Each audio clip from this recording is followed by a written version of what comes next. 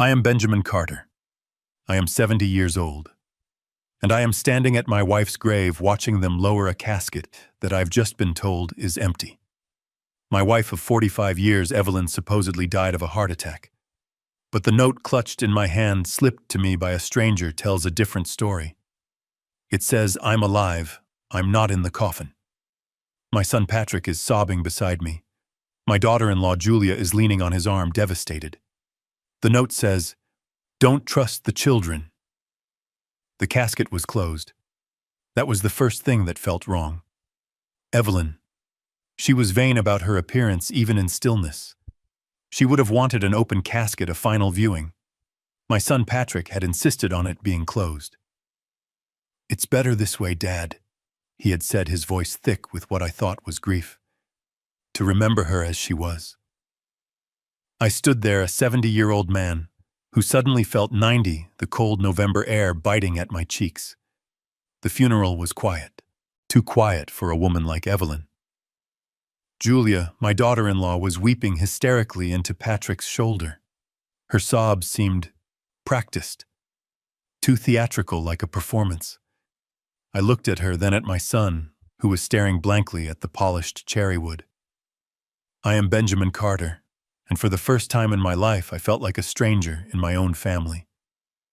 Before I continue this story and tell you the dark truth I uncovered that day, please let me know in the comments where in the world you are listening from. Hit that like button and subscribe if you have ever felt that the people closest to you were hiding a terrible secret. Patrick hadn't always been this cold, or maybe he had, and I just refused to see it. I built Carter Logistics from nothing. Just 2 old flatbed trucks and a single contract back in 1975. I worked 18-hour days. I missed birthdays. I missed anniversaries. I poured my sweat and my blood into that company, all for him. All for Evelyn, so they would never have to struggle the way I did. 5 years ago, they staged what amounted to an intervention. "Dad, you've earned a rest," Patrick said, flanked by Julia. "You're 65. Retire. Hand the company over. Let me take the stress." I was tired. Evelyn had agreed with him, her hand gently rubbing my back. "It's time, Ben. Let the boy handle it." So I did. I signed over the CEO role to Patrick. I became a ghost in the $100 million empire I had built. Maybe that was my first mistake.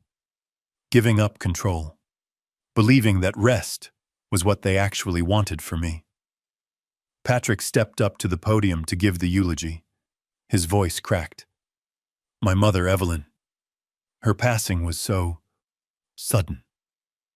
He paused, wiping a tear that wasn't there. "We are all shattered by this sudden, tragic heart attack." He spoke of her kindness, her charity work. It was a good speech, but it felt hollow. He was describing a woman I didn't fully recognize. He spoke of her as if she were a saint, but my Evelyn was a fighter. She was tough. She was complicated. And she certainly wasn't the type to just die. Not without a fight. As he spoke, I watched Julia. She wasn't looking at Patrick. She was scanning the small crowd. Her eyes darted left and right like she was looking for someone, or checking if someone was watching. The service ended. The minister said his final words. I stepped forward, taking the small shovel of dirt.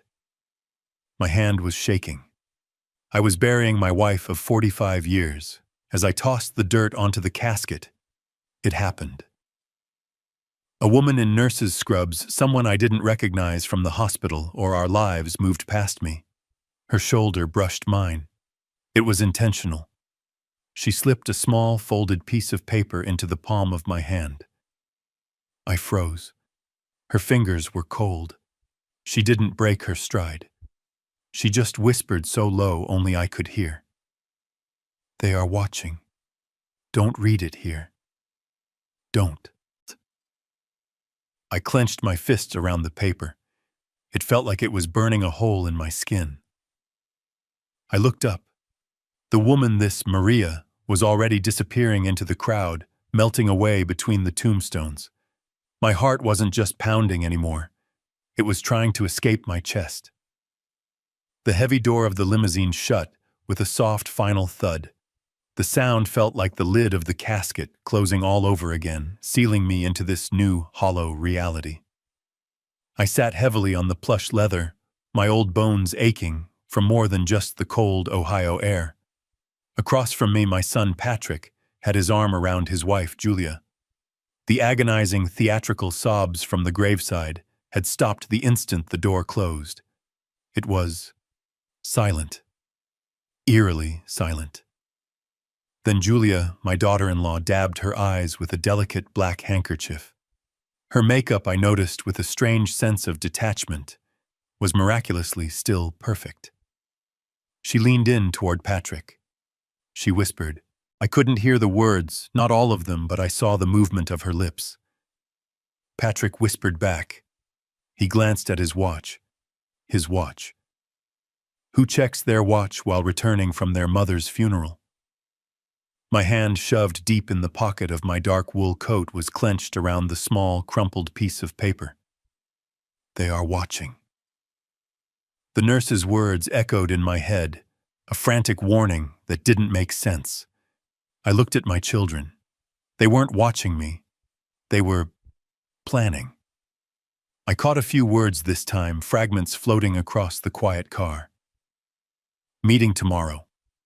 And 9 a.m. Meetings. My wife, my Evelyn, hadn't been in the ground for 30 minutes, and they were already talking about meetings.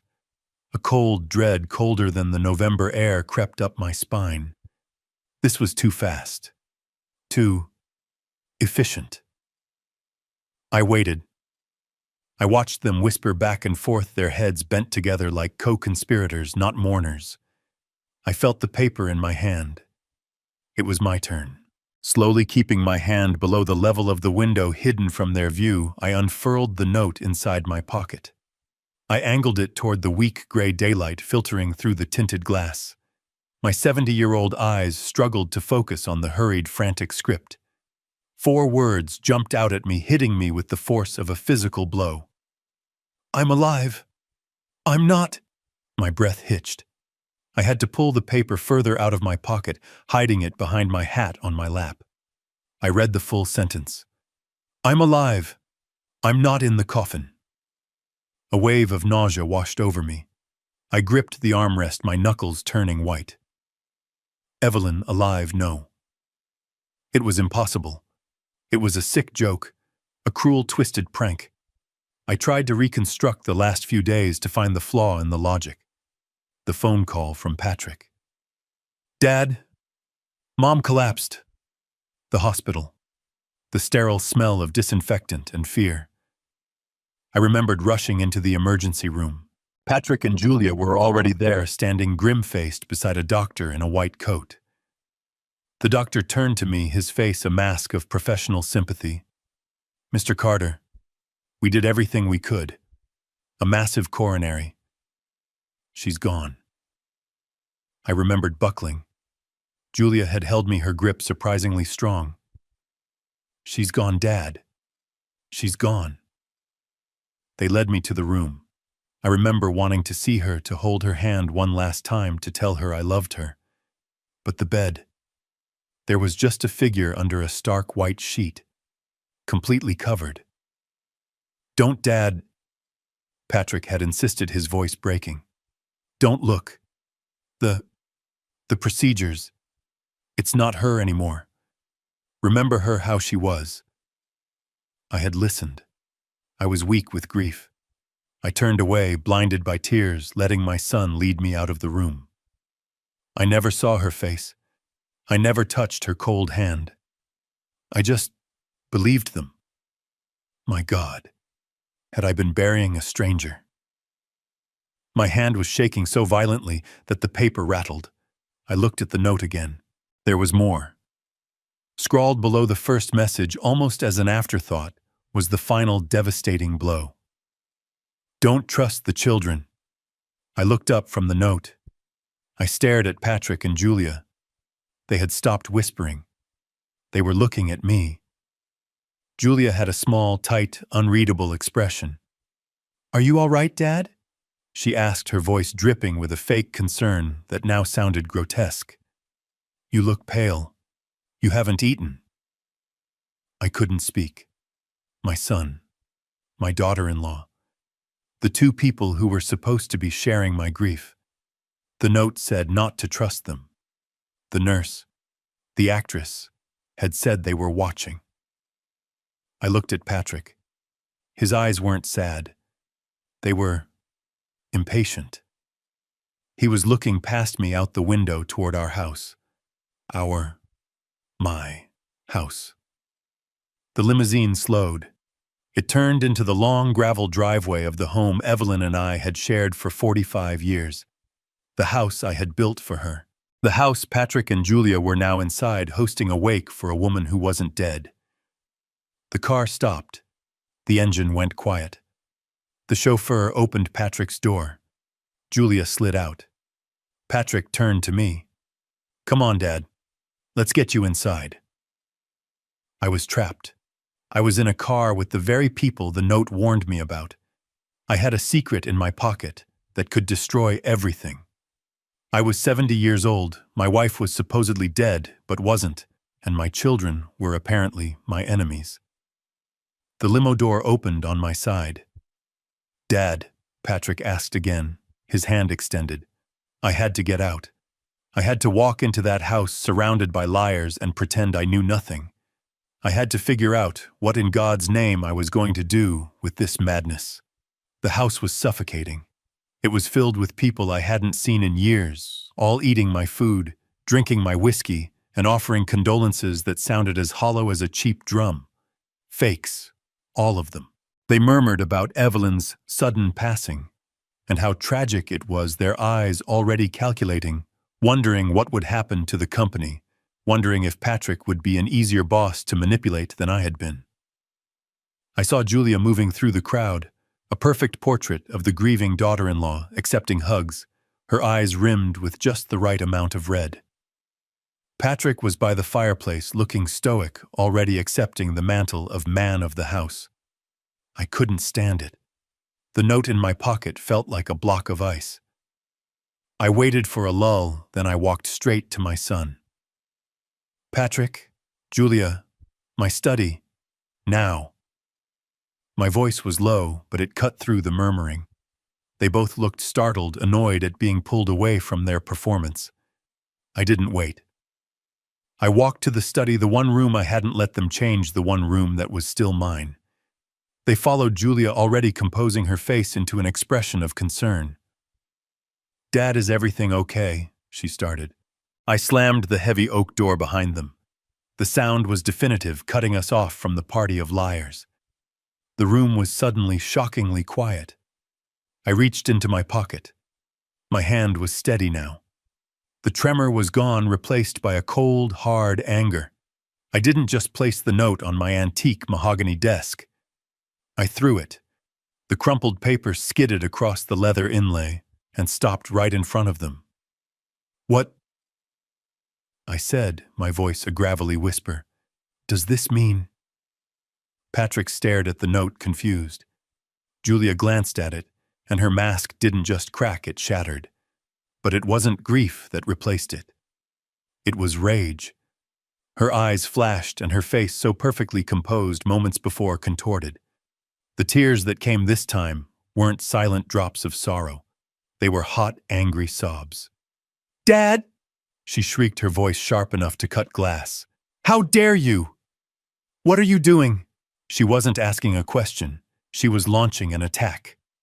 My God, Ben, she cried, using my first name, something she only did when she was furious. Evelyn is gone. We just put her in the ground.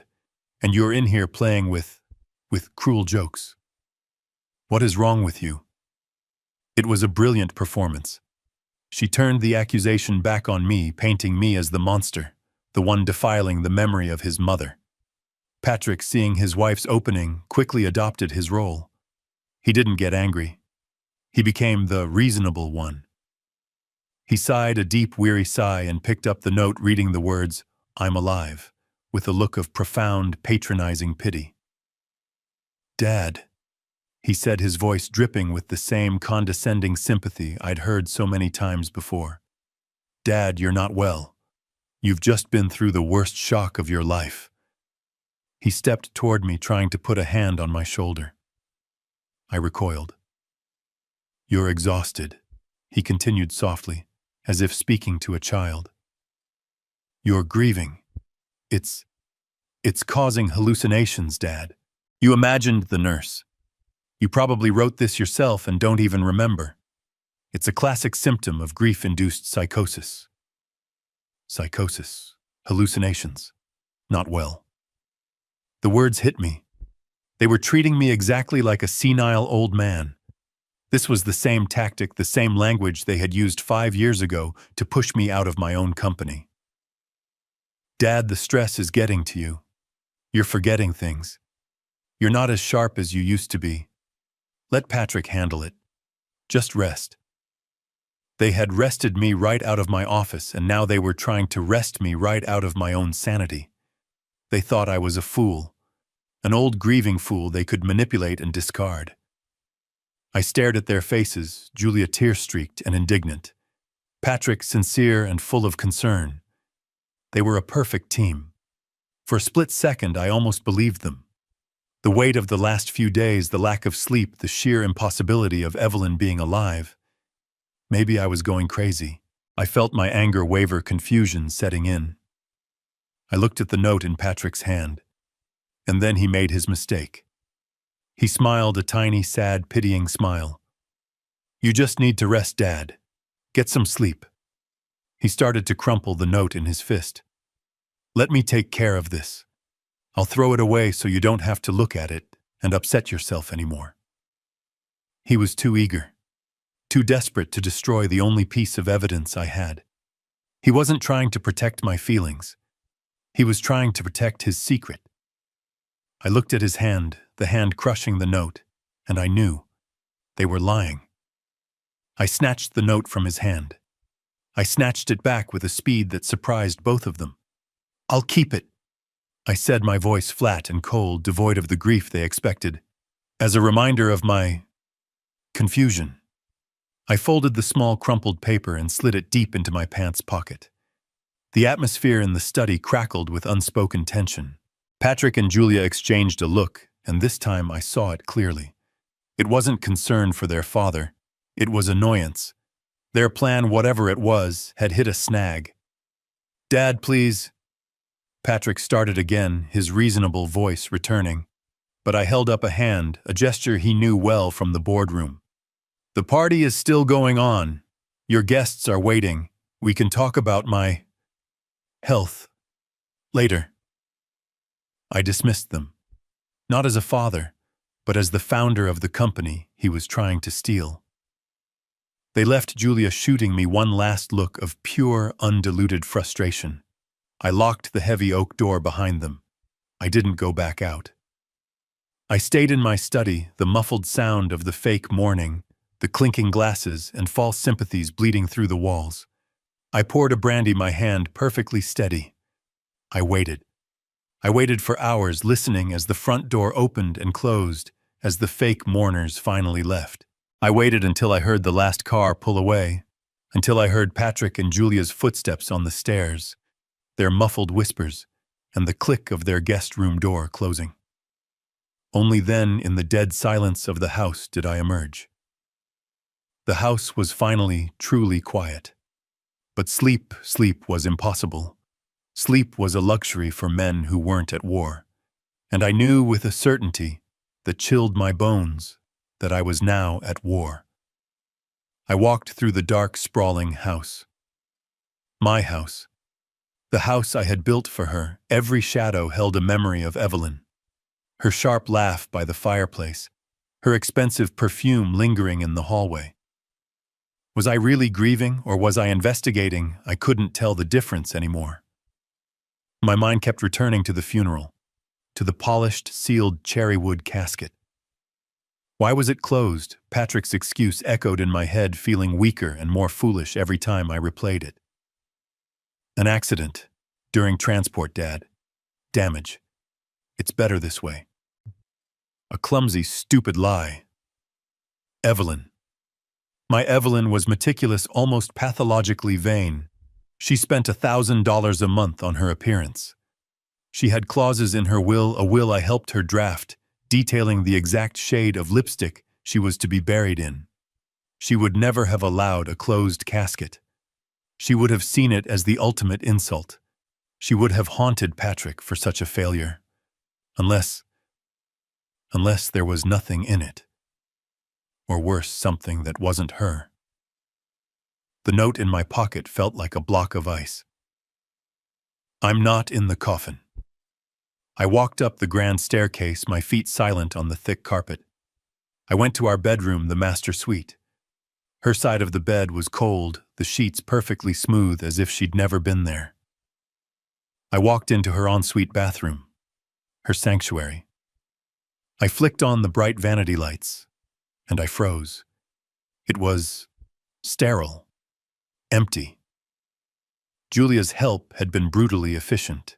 The marble countertop, usually a cluttered arsenal of expensive jars, vials, and bottles, was wiped clean. I opened the mirrored medicine cabinet. Empty.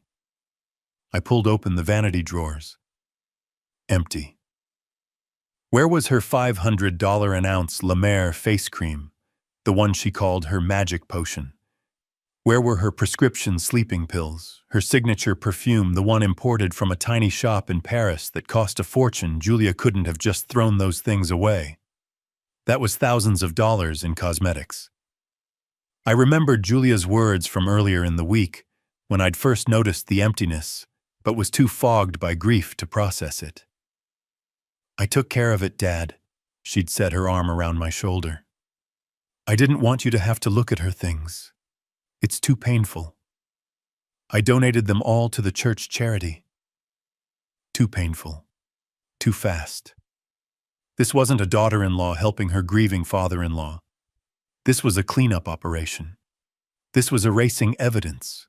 You don't donate opened half-used jars of $500 cream. You don't clear out a woman's entire existence the day after she supposedly dies. You grieve. You wait.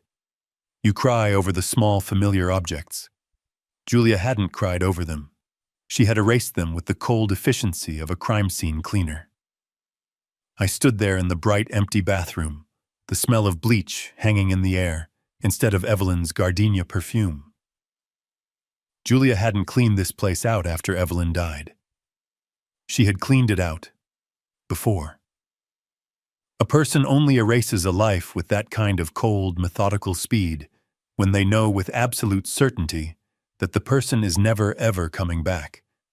And the only way she could have known that was if Evelyn's sudden heart attack wasn't sudden at all. A week passed. A week of pure, agonizing silence. I played the part of the broken-hearted widower. I sat in the living room staring at a television that wasn't on. I let my beard grow. I barely ate. Patrick and Julia would call their voices full of that sickening false concern. Are you eating, Dad? Are you sleeping? I'd mumble something incoherent and hang up. I let them think I was falling apart, that their grief-induced psychosis diagnosis was correct. I let them think I was weak, confused, and defeated. A weak old man is invisible, and I needed to be invisible. I needed to watch, and I needed to listen. The note was now hidden, taped beneath the heavy mahogany desk in my study. It was my single burning secret. On Tuesday afternoon, Julia showed up unannounced using her key. Ben, I brought you some lasagna. She called out, her voice bright and chirpy. Too bright for a woman supposedly mourning her mother-in-law. She found me in the kitchen, staring out the window at the gray, dead garden. Oh, Ben, you look terrible, she said, bustling in all fake sympathy and efficiency. She was wearing a tight cashmere sweater and designer jeans. It was hardly grieving attire. You need to eat. You are wasting away. She placed the foil pan on the counter and turned to me, putting her hands on her hips, her head tilted. Now I'm going to stay for a bit. Tidy up this kitchen for you.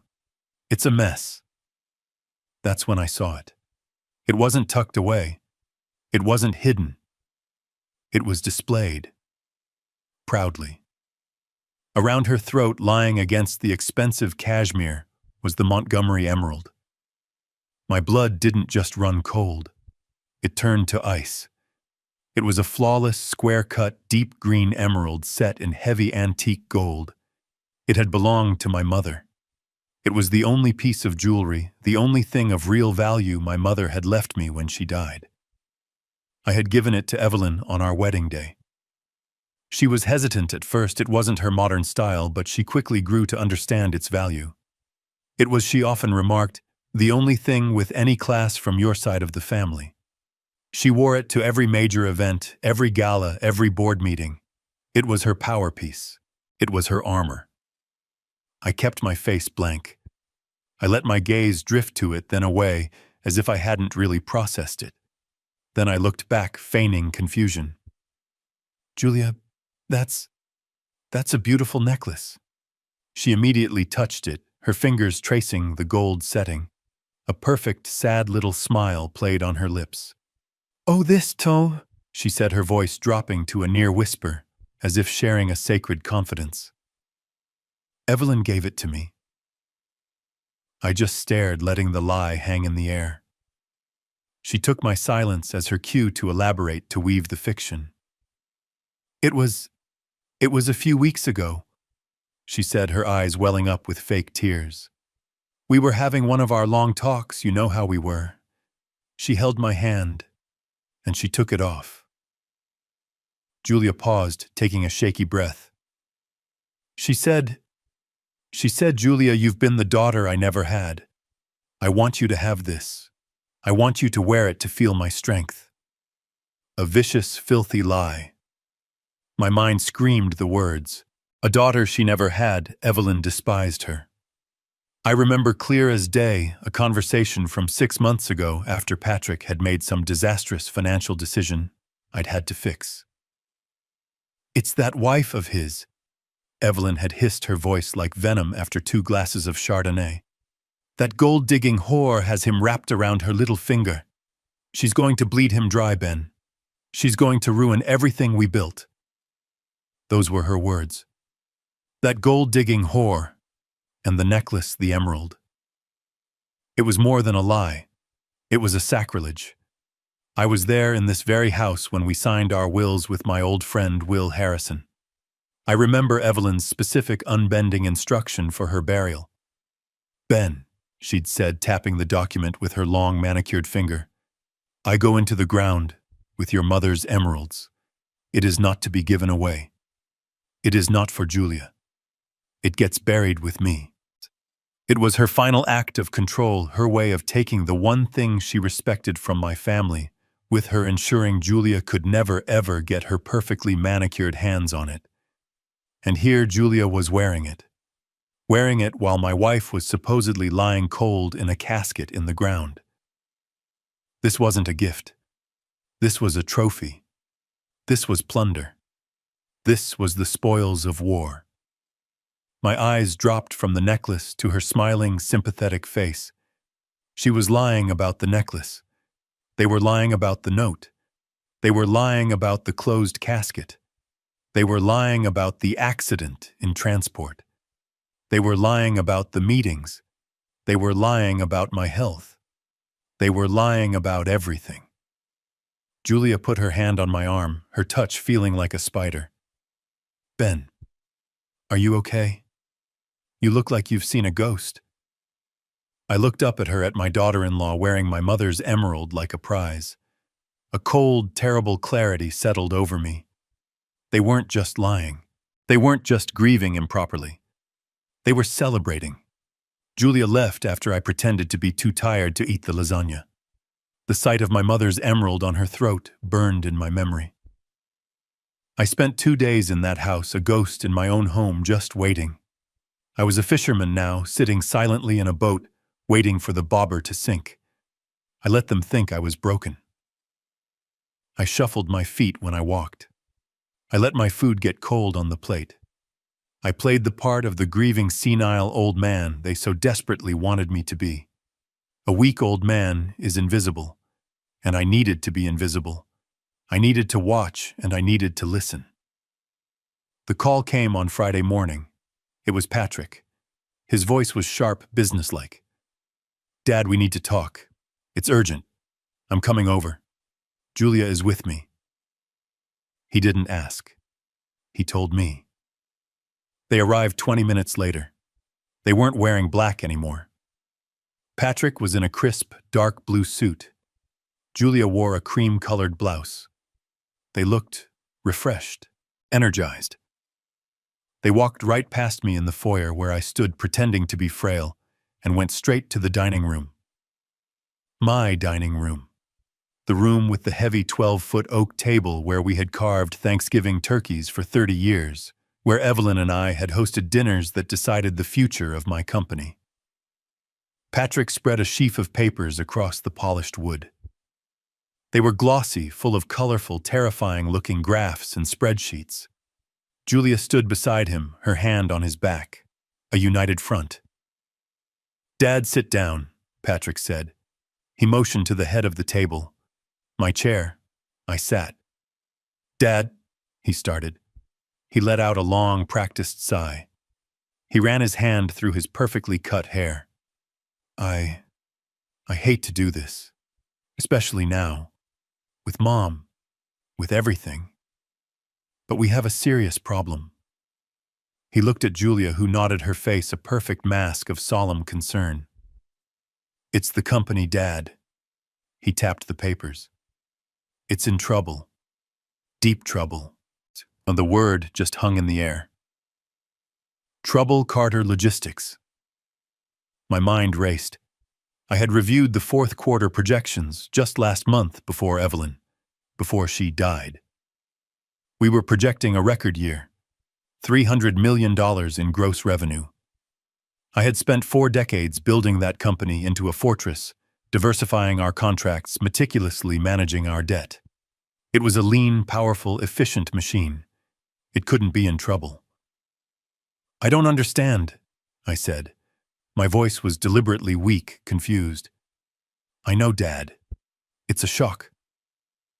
Patrick tapped one of the spreadsheets, a horrifying graph that showed a steep red nosedive. "It's these numbers. They're bad. We've lost the Apex contract and the GMR freight line. They both canceled this week." A lie. A blatant, stupid lie. The Apex contract was my masterpiece. I had negotiated it myself 5 years ago. It was a 10-year ironclad agreement. They couldn't just cancel. It would cost them $50 million in penalties. And GMR. We had been their exclusive carrier since 1998. It made no sense. He was counting on me being too old and too grieving to remember the details. "It's a cash flow crisis," Patrick continued, gaining momentum, now the words flowing faster. "And then there's Mom." He looked down, pausing for the perfect dramatic beat, faking a moment of pain. "With her passing, the estate taxes, Dad, the government is going to hit us hard. We're looking at a massive, massive bill. The company just doesn't have the liquidity to survive the hit. We'll be bankrupt in 6 months. Estate taxes." He was lying to me about estate taxes. Evelyn and I had spent nearly a decade with the best lawyers in Ohio, setting up a complex series of irrevocable trusts. We did it specifically to ensure the company would pass to him seamlessly, to protect it from this exact scenario. He knew this. He signed those trust documents. He was either the most incompetent CEO in American history, or he thought I was a complete and utter fool. I looked at the forged numbers. I looked at the fake crisis. I felt a strange, cold calm settle over me. "So," I said, my voice barely a whisper, What are you suggesting, son?" He took a deep, shaky breath, playing the part of the reluctant executioner. "We have to sell Dad." He said it fast. "It's the only way. To protect what's left, to pay the taxes, to salvage anything." He looked at me, his eyes pleading. "I know it's your legacy. It's breaking my heart. But it's the only option." I stared at the papers, pretending to be overwhelmed, a broken old man seeing his life's work evaporate. I was silent for a full minute. The silence stretched. Patrick started to squirm. Just as I was about to speak, Julia jumped in. Her voice was suddenly bright, chirpy, cutting through the manufactured gloom like a spotlight. "But there's good news, Ben," she said. "Good news. My company was supposedly bankrupt, and she had good news. Patrick has been working tirelessly," she cooed, placing her perfectly manicured hand on his arm. "And he's found a buyer. A really wonderful, generous offer." "A buyer?" I asked. "Already, yes." Patrick said, his relief so thick I could almost touch it. "A major investment group. They've been watching us for a while. They're called Global Century Holdings. They've agreed to take on the debt, handle the taxes, and still give us a very generous payout. It's a miracle, Dad." They were too eager. They were too prepared. The solution had arrived with the problem. This wasn't a crisis. This was a script, and they had just handed it to me. A miracle. That's what he called it. I stared at the glossy, colorful graphs. The steep, downward plunging red line looked like a fabricated wound painted onto the page to scare me. Global Century Holdings. The name sounded absurdly grand, like something a 20-year-old would invent in a boardroom fantasy. They were too prepared. The problem and the solution had arrived in the same briefcase. My grief, my confusion, my senility. This was the fog they were counting on to push this through without a single question. I needed to test them. I needed to see how hard they would push back. I slowly, deliberately put my hand on top of the pile of papers. Patrick's hand flinched, as if my touch had burned him. I looked up, letting my eyes clear, trying to inject a moment of my old authority into my voice. "Let me see the books," I said. The change in the room was instant. The air filled with their fake sympathy suddenly became sharp and cold. Julia's practiced smile tightened at the corners. "Patrick?" Patrick sighed. It was not a sad sigh. It was a sigh of profound, utter annoyance. He sat back in his chair, rubbing the bridge of his nose as if dealing with a stubborn, difficult child. "Dad," he said, his voice laced with that same patronizing tone he'd used in the study. "I really don't think that's necessary." I just stared at him. "Let me see the books, Patrick. All of them. The ledgers, the P&L statements, the Apex contract. I want to see the cancellation clause they supposedly invoked." Patrick actually laughed. It was a short, sharp, dismissive sound. "Dad, you've been retired for 5 years. 5. He tapped the glossy spreadsheet with his pen. "This isn't your old paper and pencil ledger book. This is integrated cloud-based accounting. It's SAP. It's multi-layered. It's complex."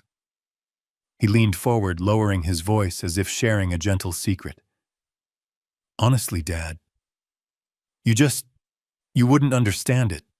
My hands clenched under the table. "I wouldn't understand. Benjamin Carter wouldn't understand. I was the man who in 1982 had personally flown to California and sat with a team of pimply 20-year-old kids to design the first custom logistics and accounting software for this company. I was the one who taught him, Patrick, how to read a balance sheet when he was 15. I had built this fortress, and now the prince was telling the king he didn't understand how the drawbridge worked. "Try me," I said, my voice dangerously quiet. "I may be old, son, but I'm not stupid." Patrick's patience snapped.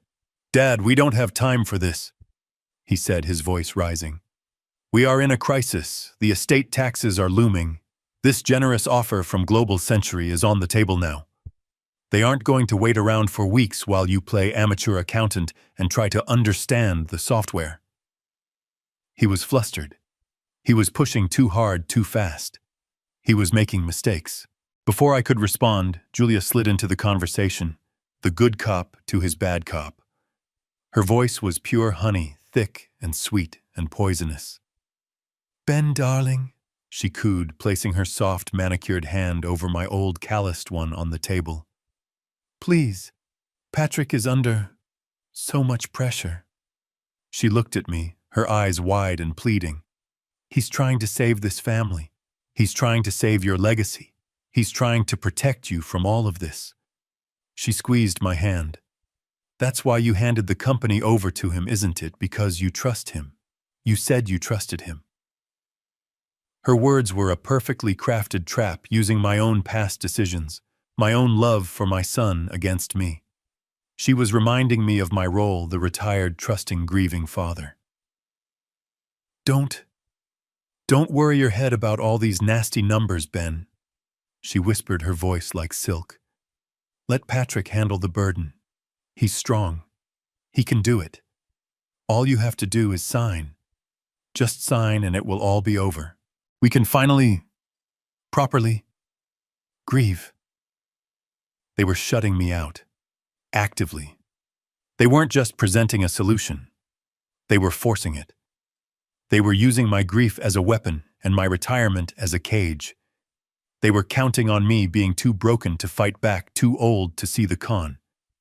They were hiding something big, something worth $300 million. I looked from Patrick's impatient, angry face to Julia's sweet, manipulative one. I felt the note in my pocket. Don't trust the children. I felt the phantom weight of my mother's emerald on Julia's throat. They are celebrating.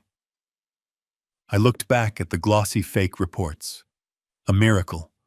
Global Century Holdings. It all clicked into place. This wasn't a desperate sale. This was a hostile takeover, and it was coming from inside my own house. I pulled my hand out from under Julia's.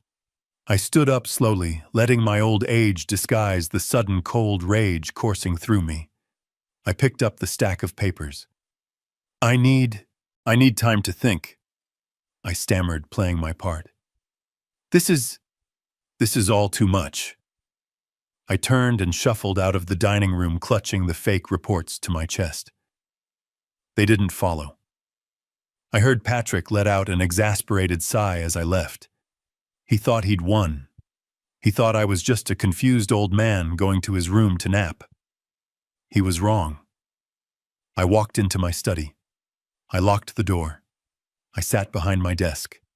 And I decided right then that the grieving, confused, senile old Benjamin Carter was officially dead. It was time for the founder of Carter Logistics to get to work. I didn't shuffle back to my study. I walked. I walked out the front door, past the fake mourners who were still lingering, got into my Cadillac, and drove. I didn't drive to the club. I didn't drive to the office. I drove to the other side of town, to a part of Cleveland I hadn't seen in years. I parked in front of the Terminal Cafe, an old diner with a flickering neon sign, the kind of place that smelled of stale coffee and bacon grease. The kind of place Patrick and Julia, with their upscale tastes and pristine lives, wouldn't be caught dead in. It was perfect. I slid into a cracked vinyl booth in the back, ordered a black coffee I didn't want, and pulled out my phone. I scrolled past Patrick's number. I scrolled past the company's legal counsel, Daniel Harrison, a man Patrick had recommended 5 years ago, a man who was probably in on this. I went deep into my contacts to a name I hadn't called in years. William Will Harrison, no relation to Daniel. Will was my friend for 40 years. We'd built our careers together, him in law, me in logistics. He was the one who drafted my first contract, the one who'd been at the hospital when Patrick was born. I'd stopped using his firm for corporate matters when I retired, letting Patrick bring in his own new blood, Daniel. Another mistake. My finger hovered over the call button. I was about to cross a line. I was about to declare war on my own son. I pressed the button. He answered on the second ring, his voice the same as it had always been, gruff, no nonsense. Ben, is that you? It's been a while. Everything okay, my friend? My throat tightened. I tried to speak, but the words wouldn't come. Ben. You there? He asked, a note of concern entering his voice. Will, I finally managed to say, my voice cracking. Will, I need help. I think I'm being scammed. I could hear him shift in his chair. Scammed by who? Some email prints, what's going on? I took a deep, shaky breath. No, Will. Not by a stranger. I paused, the words tasting like ash in my mouth. I think I'm being scammed. By my own son. By Patrick. There was dead silence on the other end of the line. Will, who was never at a loss for words, was speechless. Ben, he finally said, his voice flat, all trace of friendliness gone, replaced by the lawyer I knew he was. Start from the beginning, and don't leave a single detail out. So I told him. I told him everything. The closed casket, the accident in transport, the nurse at the funeral, the note, I'm alive. Don't trust the children. Patrick and Julia's immediate diagnosis that I was senile and hallucinating. Their desperation to destroy the note. The eerily empty bathroom stripped clean of Evelyn's possessions before she was even in the ground. And then the final damning piece of evidence. She was wearing the emerald. Will, I said, my voice breaking with rage. Julia, she wore my mother's emerald to my face and told me Evelyn gave it to her.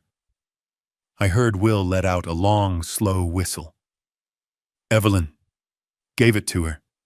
The same Evelyn who told me in your presence that she'd rather be buried in a landfill than let that gold-digging whore touch her jewelry. That's the one, I said bitterly. And now today, they cornered me. They showed me fake spreadsheets. Will, fake. Told me the company I built, our $300 million company, is bankrupt. Bankrupt, and that we have to sell. Sell to who? Will asked, his voice like ice. A miracle buyer. A group called Global Century Holdings that just happened to be waiting in the wings. I heard the furious scribbling of a pen on a legal pad.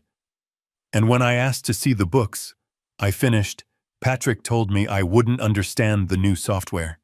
He treated me like a child. They're trying to push me out, Will. They're lying about Evelyn and they're stealing my company. Will was silent for another 10 seconds. When he spoke again, he was the man I remembered from my toughest contract negotiations. He was a shark. All right, Ben, he said. Here's what we do. You are not going crazy. You are being played. And we're going to play back harder. What do we do? I asked, feeling a sliver of strength return. You, Ben, you do nothing. You go back home. You play the part. You are the broken, confused, senile old man. You agree to nothing, but you stall. You tell them you're too upset, you need time. You become the grieving victim they want you to be. Understood. Understood, I said. Good, Will continued. Because while you're playing possum, I'm building a team. A team Patrick doesn't know exists. A team that answers only to us. I'm calling Leo Vance. Remember him, ex-Cleveland PD, now the best damn PI in the state. He'll be discreet. I want him to find out who this Maria nurse really is and who hired her. I want him to dig into Global Century Holdings. I want to know who is behind that curtain. He wasn't finished. And second, I'm calling Mr. Shaw. Alistair Shaw. He's a forensic accountant, a bloodhound. He finds money trails that don't exist. Patrick thinks he's locked you out of the software. Shaw will get in. He'll go through the server logs, the balance sheets, the offshore accounts. We are going to conduct a full, secret, illegal, if we get caught, audit of your own company. The plan was audacious. It was dangerous. It was exactly what I needed. Okay, Will, I said, feeling my spine straighten. Do it. It's done, Will said. The war has started, Ben. Now go home, lock your doors, and be the saddest, most confused old man they've ever seen. I hung up the phone. The bitter diner coffee suddenly tasted good. The secret investigation was officially underway. I drove back to the house, the taste of stale diner coffee bitter in my mouth. The adrenaline from my meeting with Will Harrison had faded, replaced by a cold, heavy resolve. I parked the Cadillac in the garage right next to Evelyn's spotless, untouched Lexus. As I walked into the house, the silence felt different. It was no longer the silence of grief. It was the silence of a hunting ground. Patrick and Julia were gone back to their own home. Good. I needed the stage to myself. I walked into the study and sat in my deep leather chair, the one that smelled of old books and my cigarillos. I let my shoulders slump. I practiced letting my face go slack, my eyes unfocused. I practiced the tremor in my hand that I had seen in old friends, the ones who had truly lost their minds. I had to become the man they thought I was, the man they needed me to be, the grieving, confused, senile old Benjamin Carter. This was the hardest performance of my life. I was about to perform for an audience of 2, and my life's work was on the line. I waited 4 hours. I let the afternoon bleed into evening. I let them wonder. I let them stew. I let them imagine I was upstairs, broken and sobbing, perhaps contemplating the end. When the clock in the hall chimed 7, I picked up the phone. My fingers felt heavy. I dialed Patrick's number. He answered on the first ring. So eager. "Dad," he said, his voice a sharp, anxious spike. "Dad, are you okay? You just walked out. Julia and we've been worried sick." Worried sick. The lie was so reflexive, so easy for him. I let out a long, shaky sigh. I made sure he could hear the sound of a broken man, the sound of a man who had given up. "Patrick, son," I started, letting my voice tremble. I've been sitting here, thinking about what Dad," he asked, his voice cautious, afraid I might be about to fight him again. "You're right," I whispered. I let the words hang weak and defeated. "You're right. I can't." I sniffed a wet, pathetic sound. "I can't look at those numbers. All those spreadsheets. It's too much. It's too much, son." I let a beat of silence pass as if I was fighting back tears. With your mother gone, I'm just so tired. I'm so very tired. The silence on the other end was electric. I could visualize him, his hand tightening on his phone, a slow smile of victory spreading across his face. He thought I was caving. He thought I was finally broken. "Oh, Dad," he said, his voice instantly softening, switching on the caring son persona like a light switch. "Dad, it's okay. I understand. I know it's a lot. I'm not mad that you walked out. I'll handle everything. I promise." "Yes," I said, my voice small and reedy. "You handle it. You were right. I wouldn't understand all that that software. Anyway, just sell it." I let that sink in. Sell the company.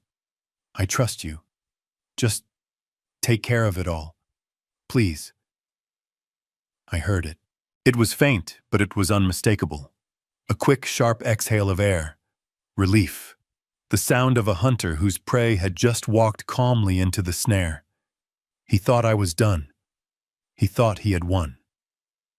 "Thank you, Dad," Patrick said, his voice thick with fake warmth. "You won't regret this. I'll make sure you're taken care of, for the rest of your life." "Oh, I bet you will," I thought. "You'll take care of me all right. Now, the hook, the real trap." "Patrick," I said just as he was about to hang up, my voice deliberately frail. "Yes, Dad, anything." There's just one thing." I let my voice sound hesitant, like an old man's last foolish request. These men, the buyers, This global century. Yes, he asked, a new note of impatience creeping in. I'd like to meet them, I said. Before I sign the final papers. Not to interfere, no. Just to shake their hands. To look them in the eye. I paused, letting the fake emotion build. Your mother, Evelyn. She always said you can tell a man's worth by his handshake. I just need to know. I need to know my legacy, my whole life's work, is going to good people. It's a silly old man's request, I know. The line went quiet again. This time the silence was different. It was suspicion. I had asked for something off script. Dad, Patrick said slowly, I don't think that's necessary. They're very busy men. It's a corporation. There's no one person to shake hands with. It's just lawyers and... Please, son, I begged, letting my voice crack, playing my final card. It's the last thing I'll ever ask of you regarding the company. If I can't just meet them, I don't know if I can sign. It feels wrong. Like I'm spitting on your mother's grave without knowing who I'm selling to. I threw in Evelyn's name. That was the masterstroke. He couldn't refuse now without looking like a monster. He let out another sigh, this one clearly genuinely frustrated. Okay, he said, his voice tight. Okay, Dad. Fine. You're right. It's a good idea. A nice touch. They'll appreciate the gesture. I knew he was lying. He was annoyed. But he was trapped. I'll set it up, he said. A quick meet and greet before the signing. Of course, that's a great idea. Thank you, son, I whispered. You're a good boy. I love you. I hung up the phone. The performance was over. I sat back in my chair, my hands no longer shaking. The trap was set. Now all I needed was the proof to spring it. I told Patrick I needed to go to the drugstore. The pretense of picking up a new prescription was the only way I could get out of the house. I had to assume they were watching me, or at least tracking my car. I left my Cadillac in the garage.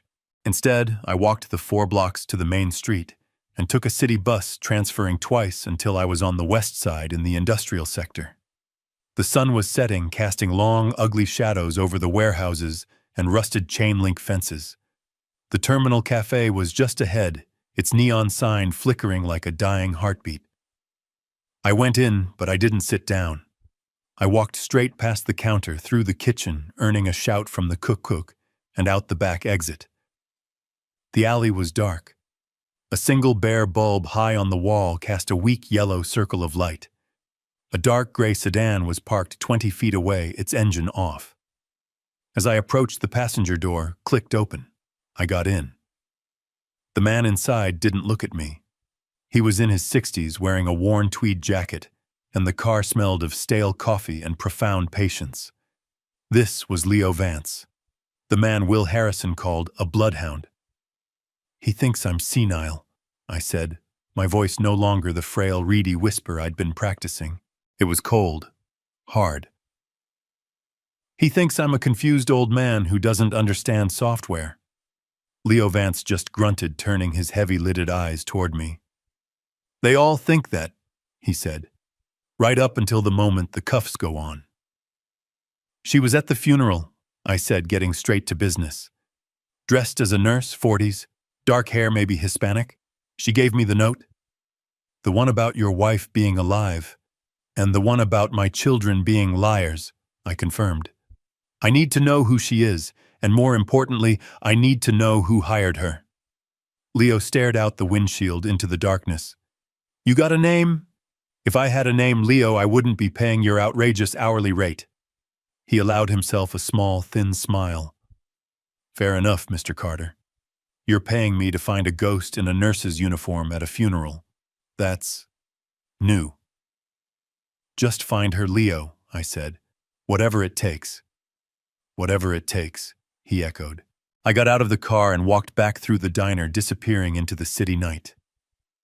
The next 3 days were the longest of my life.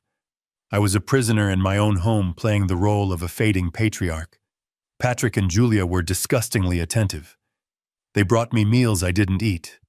They offered to read the newspaper to me as if my eyes had suddenly failed. Dad, the meeting with Global Century is set for next Monday, Patrick announced one evening, his voice full of false brightness. We'll all go to the office. You'll meet Mr. Henderson, their representative. You can shake his hand just like you wanted. Then we sign, and all this stress, it's over. I nodded meekly from my armchair. That's good, son, that's good. You're a good boy, Patrick. He smiled, satisfied. He actually patted me on the head like a dog. The moment he and Julia left, I went to my study and checked the burner phone Will Harrison had given me. Nothing. The call came on the 4th day, a Thursday. I was in the garden pretending to look at Evelyn's dead roses when the burner phone vibrated in my pocket. I hurried inside, locking myself in the bathroom. Yeah, I answered. It was Leo. His voice was flat professional. I got her. I felt my knees weaken. Who is she? Her name is Maria Sanchez. She's not a nurse, never has been. My heart hammered. What is she? She's an actress, Leo said. A stage actress mostly. Does some local commercials. She's deep in debt, desperate for work. She said it was the easiest $500 she ever made. $500. The price of the note that had shattered my world. Who hired her, Leo? Who paid her? I demanded. That's where it gets interesting, Leo said, his voice dropping. She says she never saw a face. It was an anonymous hire. A man in a dark car in a parking garage.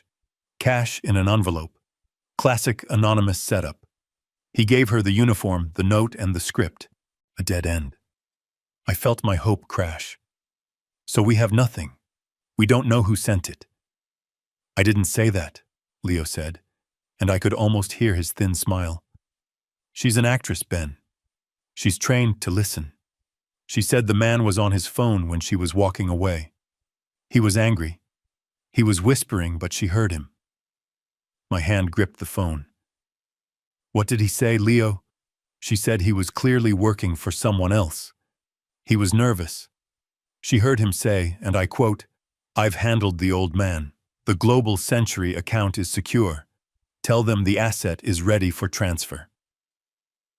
I leaned against the cold bathroom tile, the world tilting slightly. Global Century, the company, the buyers. Leo, I said, my mind racing. Are you telling me the buyers are the ones who sent the note? That's what the woman heard, Ben. I hung up the phone, my mind a whirlwind. It wasn't Evelyn. It wasn't Patrick.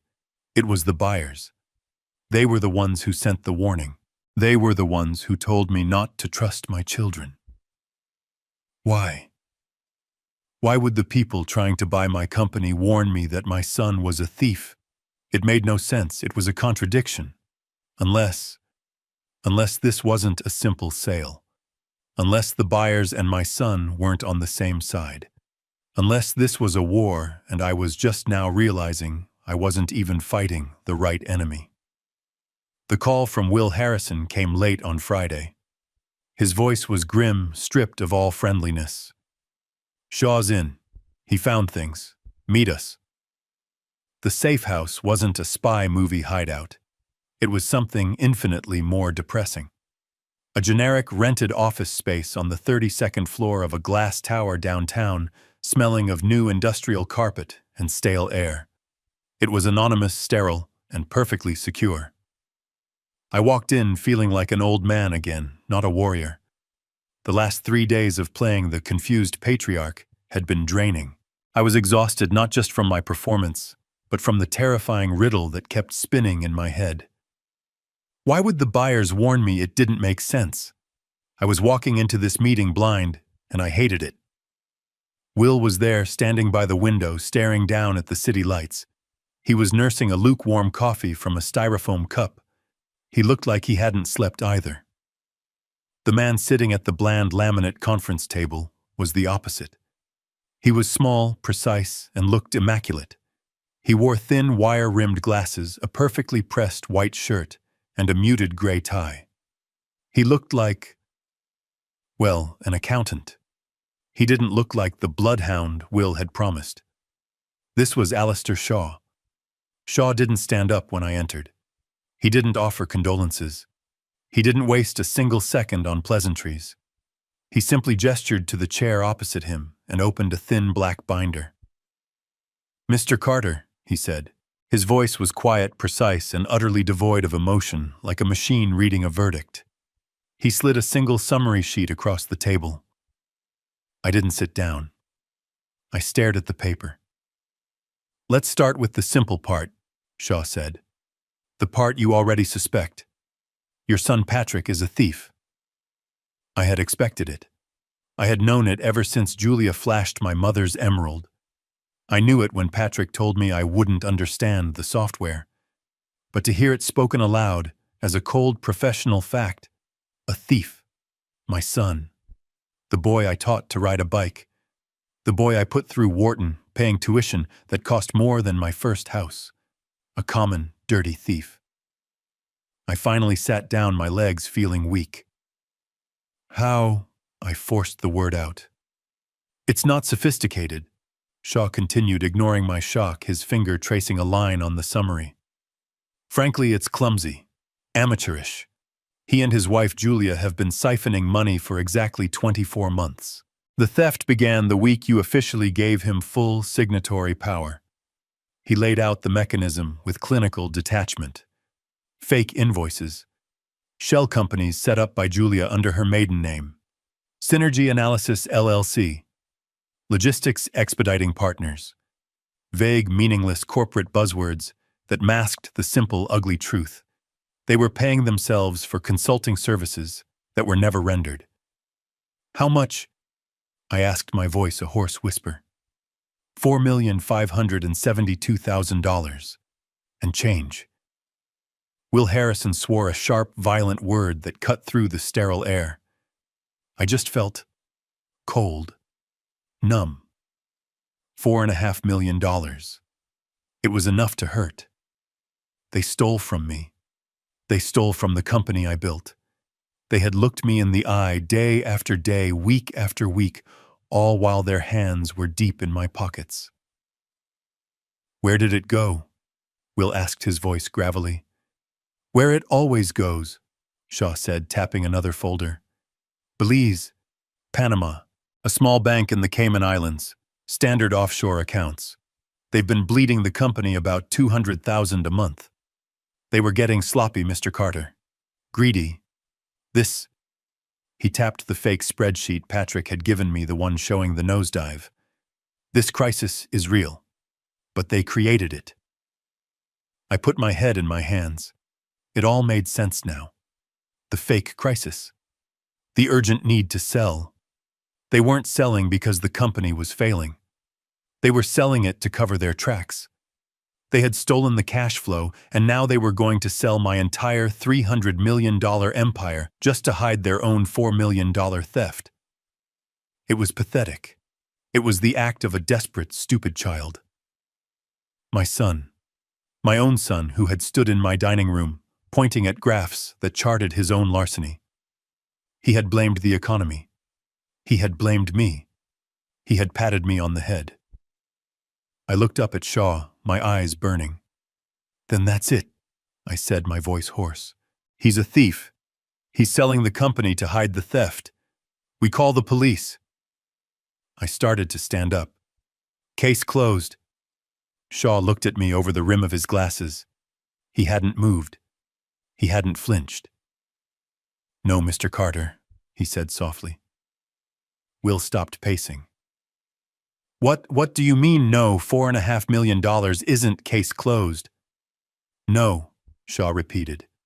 He slid the summary of Patrick's theft to the far side of the table, dismissing it like a piece of trash. That's not the real story. This, he tapped the thick black binder in front of him. This is just noise. It's a distraction.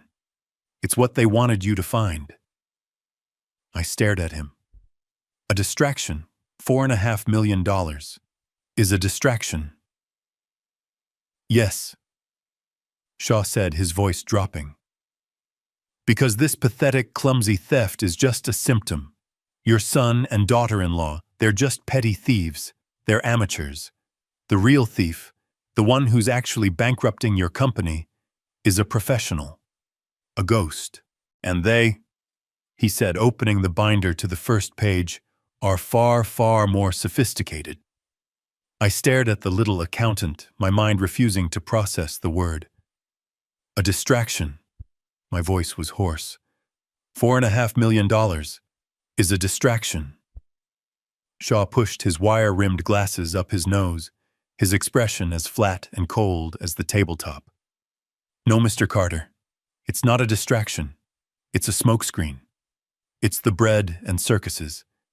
It's the thing the magician wants you to watch, while the real trick is happening somewhere else.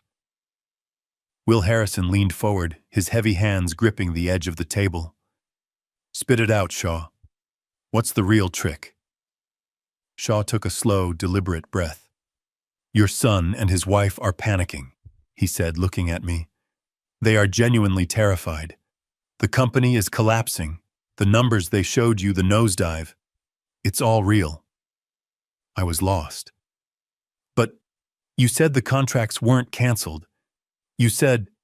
I said Patrick's theft of $4.5 million didn't cause this crisis. Shaw interrupted, his voice sharp and precise. He and his wife are just rats, scurrying away with scraps from a ship that is already sinking. They are panicking because they are watching the company bleed cash, and they think they are the ones causing it. They're not. They're just amateurs. They're not smart enough to pull off what's really happening. He slid another much thicker folder into the center of the table. While your son was busy creating fake invoices for consulting services in Belize, someone else was moving real money. He opened the folder. It wasn't simple spreadsheets.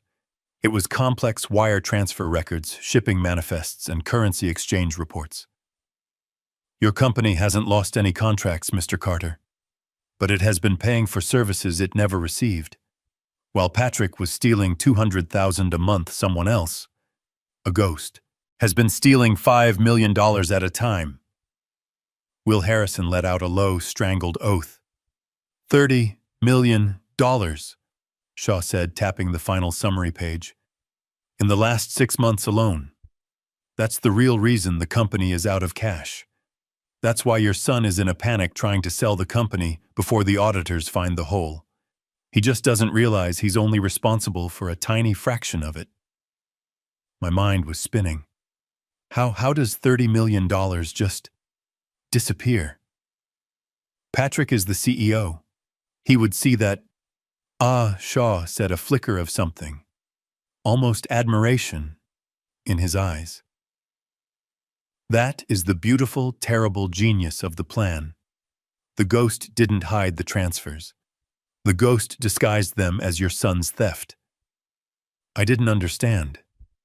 Shaw, the ghost routed the $30 million through the exact same offshore banks your son was using in Belize and Panama. The ghost used shell companies with names similar to the ones your daughter-in-law created. The ghost made his massive professional withdrawals look like the clumsy, obvious theft of your son. It's a masterpiece of financial misdirection. When the company finally defaults and the FBI is called in, who do you think they will blame? It hit me. A wave of ice and fire. They'll blame Patrick, I whispered. They'll see his $4.5 million theft, and they'll pin the entire $34.5 million on him. They'll think he was just better at hiding the rest. Precisely, Shaw said. A master thief setting up a petty, greedy fool to take the fall for the entire heist. Patrick is so terrified of you discovering his crime that he's racing to sell the company, which is exactly what the master thief wants him to do. The pieces clicked into place, forming a picture so monstrous I could barely look at it. The note. Don't trust the children. The nurse. The buyers. The note, I said, my voice shaking. The nurse. Leo said she heard the name Global Century. The buyers. The buyers are the ones who warned me. They're trying to help me. Help you. Shaw let out a dry, humorless laugh. No, Mr. Carter. They're not trying to help you. They're trying to focus you. I don't understand. The note, Shaw said, was the most brilliant part of the plan. The ghost knew your son was stealing, so they sent you the note. They pointed you like a loaded gun right at Patrick. They wanted you to dig. They wanted you to find his $4.5 million theft. They wanted you to create a family war, to put all the focus on Patrick as the villain. It's the perfect smokescreen.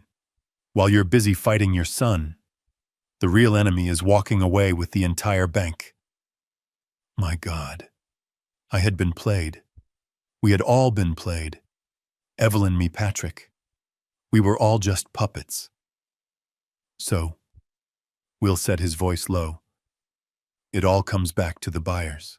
Who the hell are Global Century Holdings? Shaw closed his binder. The quiet, precise little accountant suddenly looked like the most dangerous man I had ever met. That's the final piece, he said. I ran the trace. Global Century is not a real company. It's a shell, a phantom registered in Delaware funded by an anonymous trust in Zurich. It's a ghost created for one purpose and one purpose only, to buy Carter Logistics for pennies on the dollar, right after the ghost's other operation finishes looting it. So it's a dead end, I said, the hope draining out of me. The owner is anonymous. Not quite, Shaw said. He pulled one last piece of paper from his coat pocket.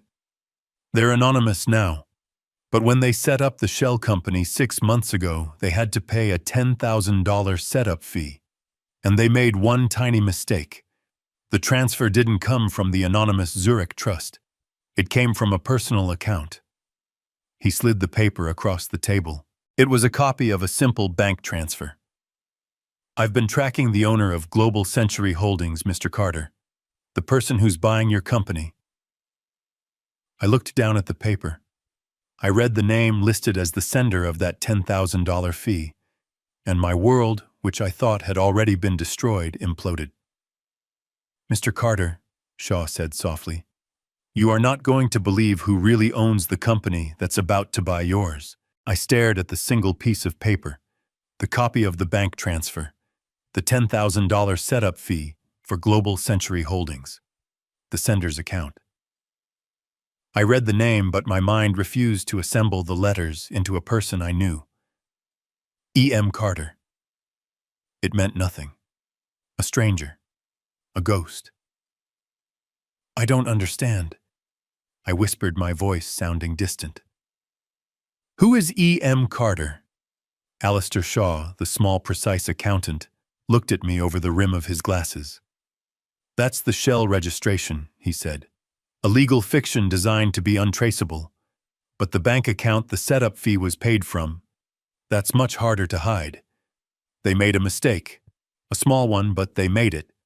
He slid another piece of paper across the laminate table. A bank statement.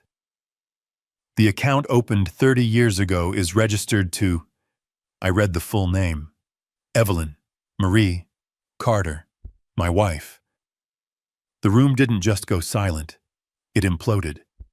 The air was sucked out of my lungs. I couldn't breathe.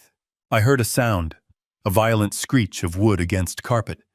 Will Harrison, my friend of 40 years, had shot up from his chair, his face purple with sudden, choking rage. Evelyn! He roared, his voice cracking. Shaw, that's impossible. That's insane. She's dead. Ben and I. We just buried her. We were at the funeral. Will was pacing, his big hands clenched into fists, but I wasn't watching him. I was frozen. The note. The small, crumpled piece of paper that woman had slipped into my hand at the graveside. The note that Patrick had tried to snatch, that I had dismissed as a cruel prank, or a delusion of my grief-induced psychosis. The words flashed in my mind, burning like a brand. I'm alive. I'm not in the coffin. It wasn't a joke. It wasn't a hallucination. It was the literal, god-awful truth. "She is not dead, Mr. Carter," Shaw said, his voice cutting through my spiraling shock with the cold precision of a scalpel. "She is very much alive, and according to her credit card statements, which I also pulled, she is currently enjoying a very expensive lunch at a resort in the Cayman Islands." Will Harrison looked like he was going to have a stroke. "But the body," he stammered. "The hospital. The doctor." "The casket, Shaw. I saw the casket." "You saw a box," Shaw corrected him, his voice chillingly calm. "A closed, sealed cherrywood box, which, by the way, was mandated by your son." He pulled another document from his thick black binder, a copy of a wire transfer. "This," he said, "is a payment for $50,000. It was sent from one of Evelyn's secret accounts, one she opened last year under her maiden name 2 days before her sudden heart attack." My throat was dry. I could barely form the words. Who did it go to?" "A Dr. Alistair Finch," Shaw said, reading the name. "The attending physician at St. Jude's. The same doctor who officially pronounced your wife dead upon arrival." He slid another paper across the table. "And this one. A $100,000 transfer sent the same day. To the Green Valley Mortuary." The blood drained from my face. Green Valley. The mortuary Patrick had insisted on using. "They handled a friend's funeral, Dad," he'd said. "They're very efficient." Efficient. My God. The doctor was paid to sign a fake death certificate. Will said, his voice a low, horrified growl. He finally sank back into his chair, his face ashen. "And the body," I whispered. The woman in the casket." "The mortuary provided one," Shaw said without blinking. "They're accommodating. For $100,000, they sourced an unclaimed Jane Doe from the city morgue. A woman with no family, no name, roughly Evelyn's height and age. They put her in the box. They ensured a quick, clean process. Sealed casket, no viewing, and a cremation scheduled immediately after. No evidence. No questions asked. A perfect, seamless transaction. I saw it all. The scene in the hospital. The white sheet pulled over a face I never saw. Patrick steering me away. Julia holding me, her own face buried in my shoulder, preventing me from looking. It wasn't grief, it was stage management. They had all played their parts. I had stood there weeping, throwing dirt onto the casket of a complete stranger. A poor, lost woman used as a prop in my wife's monstrous final act. I looked at Shaw, my mind racing, trying to put the last terrible piece into place. "But why?" I asked, my voice shaking. "If she wanted to disappear, if she wanted the 30 million, why the note? Why the nurse?" My brain was screaming the question. Why tell me she was alive, and why? Why the final line, "Don't trust the children"? Why would she frame Patrick? Why set me on him if she was the master thief? Why would she risk exposing anything? I stood up, my fists clenched on the table. What in God's name was the point of that? I slammed my fist on the laminate table. The impact rattled the flimsy water glasses. "But why?" I yelled, my voice raw, breaking the sterile silence of the office. "Why send the note? Why the nurse? If she had the 30 million, if she was in the Caymans, why not just stay gone? Why risk anything? Why point me at Patrick? Why tell me she was alive?" I was pacing now, the room too small, the air too thin. Why frame her own son, Will Harrison? My old friend just shook his head, his face pale and sickened. He looked at Alistair Shaw. The little accountant in his immaculate white shirt seemed completely unfazed by my outburst. He simply pushed his wire-rimmed glasses up the bridge of his nose. "Because," Shaw said, his voice flat, "it wasn't a risk. It was the final move in the chess game. It was, and I must admit, It's impressive. It was a genius psychological blow. I stopped pacing. I stared at him, my mind unable to grasp the layers of this betrayal. What in God's name are you talking about? Think Ben. Will cut in his lawyer's mind, finally catching up to the sheer breathtaking cruelty of it. He stood up, his heavy frame casting an agitated shadow on the wall. She didn't send the note to warn you. She sent the note to activate you. She knows you, Ben. She knows you're stubborn. She knows you're meticulous. She's been married to you for 45 years. She knew with absolute certainty that if you found any hint of a lie, any small crack in the story, you would never ever let it go. Shaw nodded in agreement, picking up the thread, his voice precise. She wanted you to doubt the closed casket. She wanted you to notice the missing perfume. She wanted you to find that emerald on Julia's throat. She knew you would dig, and she knew what you would find. He tapped the folder that held the details of my son's theft. The $4.5 million. She let Patrick steal that money. Perhaps she even encouraged it subtly. She needed bait.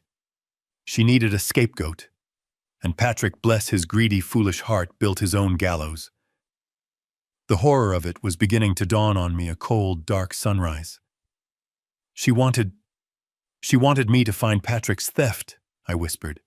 She counted on it, Will said, his voice thick with disgust. She used you, Ben. She used your grief as a weapon to destroy your own son.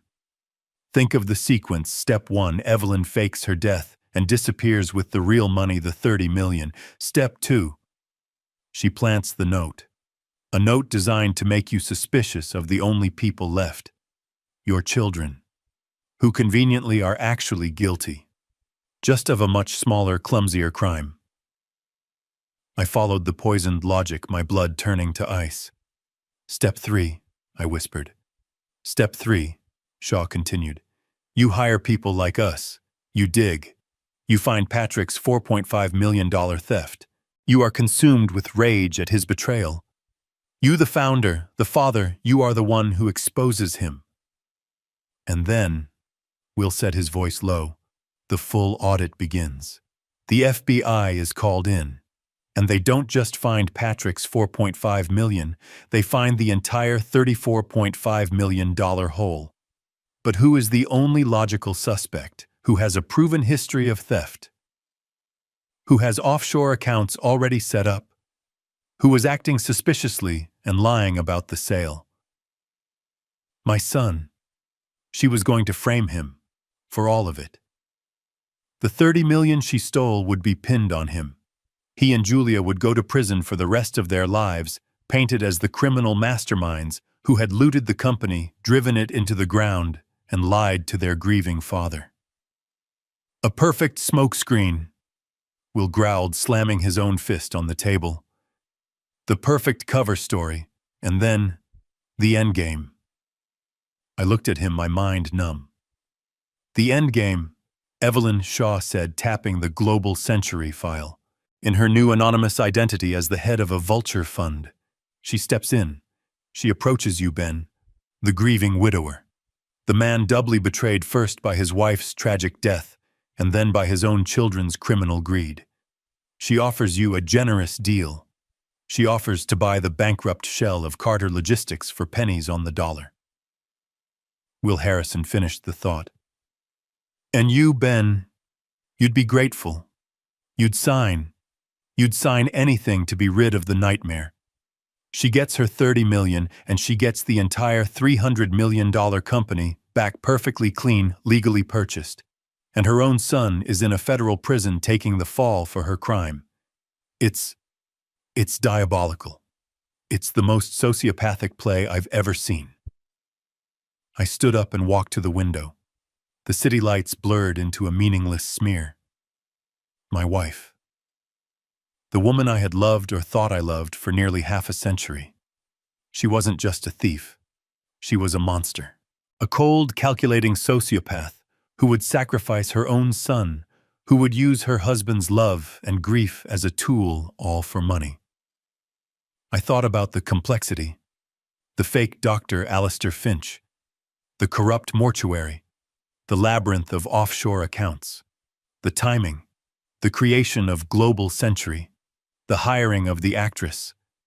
This was too much. This was too intricate for just one person. Even Evelyn. I turned back to the two men who were watching me, their faces grim. She didn't do this alone, I said. It wasn't a question. The finance, the legal work, the timing, someone was helping her, someone on the inside, someone who knew the company as well as I do, someone who knew me. I looked at Will. She had a partner. She had a lover. I didn't just say it. I felt it. A certainty that settled deep in my bones, a cold, hard knot in the pit of my stomach. She couldn't have done this alone. The legal work, the fake death certificate, the offshore accounts, the creation of Global Century. It's too complex. She had help. Someone with power. Someone who knew the company as well as I do. Will Harrison, my old friend, was still pacing the small office, a caged lion, his face flushed with rage. She must have, he growled. But who would be that monstrous? Alistair Shaw, the accountant, remained perfectly still. He had been watching me, his gaze analytical, as if I were a complex puzzle he was slowly solving. He hadn't reacted to the revelation about Evelyn. He had simply absorbed it. You are correct, Mr. Carter, he said, his voice as quiet and precise as ever. She had a partner, a very capable one, someone who not only had intimate knowledge of Carter Logistics' financials, but also possessed the legal authority and the corporate access to create the very structures needed to siphon $30 million. My blood ran cold. Who? Shaw didn't answer right away. He simply turned a page in his thick black binder. He slid it across the laminate table. I took the liberty of cross-referencing all financial outflows from Evelyn's secret accounts. The $50,000 payment to the doctor. The $100,000 payment to the mortuary. He pointed to another series of transfers. And these. Payments for a private Gulfstream G280 chartered 3 times in the last 6 months to the Cayman Islands. All paid for by one of Evelyn's shell corporations. Who was on the plane? I demanded, my voice a hoarse whisper. The passenger manifest, Shaw said, his voice flat, was very consistent. 2 names, every single flight. I leaned forward, my hands bracing me against the table. My eyes scanned the typed lines, my vision blurring. Passenger 1, Carter, Evelyn M. Passenger 2, Harrison Daniel. I read the name, Harrison. The word hit me like a physical blow. My eyes snapped up, not at the paper, but at the other man in the room. The man who had been my friend, my confidant for 40 years. The man who had brought Shaw into this. The man who was standing right next to me, breathing my air. William Harrison. I felt the room tilt. The blood drained from my face and a roaring sound filled my ears. Will, I whispered. It was the only word I could form. Will, you. My friend's face, which had been red with rage, instantly went white as a sheet. What? He stammered. Ben. What are you? He lunged forward and grabbed the paper from the table. He stared at the name. Harrison. His face went from shocked to confused to utterly horrified. He looked at me, his eyes wide with a terrible dawning realization. Ben, my God. No, Ben, that is not me. I was frozen, trapped in a fresh hell. My best friend, my ally, was he the lover? Was this entire investigation, this entire meeting, a setup? A second more terrible trap. My mind was fracturing. Ben, listen to me. Will shouted, grabbing my shoulders. His grip was like steel, shaking me. My name is William Harrison, William Will. Look at the damn paper, Ben. Look at the name. It's not me. I tore my eyes from his terrified face and looked back down. My vision was swimming. Harrison Daniel. Daniel. I said the name, feeling like poison on my tongue. Daniel Harrison. Yes, Will roared, his voice raw with desperation and fury. Daniel Harrison, the slick $600 an hour kid you hired when you retired, the one Patrick uses for all the corporate legal work, the new blood who told you my methods were outdated, the one who replaced me. It was like a lightning strike. The fog in my head evaporated, replaced by a blinding, terrible clarity. Daniel Harrison. Of course. Young. Ambitious to the point of ruthlessness. The man I had personally approved 5 years ago because Patrick said the company needed a more modern legal mind. The man I had trusted to finalize the legal side of my retirement. The man I had in effect handed the keys of the kingdom to. I sank back into my chair, the strength completely gone from my legs. Daniel, I whispered. He had access to everything. The corporate structure, the trusts, the offshore accounts. He and Evelyn, together. They must have started this the moment I walked out the door. He was the legal architect. She was the one with the motive. I looked at Will, my friend. I saw the genuine horror and the sudden profound relief in his eyes. In my shock, I had just accused him. Will, I'm sorry, I didn't. Don't be, he growled, turning away, his hands clenching and unclenching. The bastard has my last name. Now I'm really going to enjoy this. I took a deep breath, my mind finally catching up.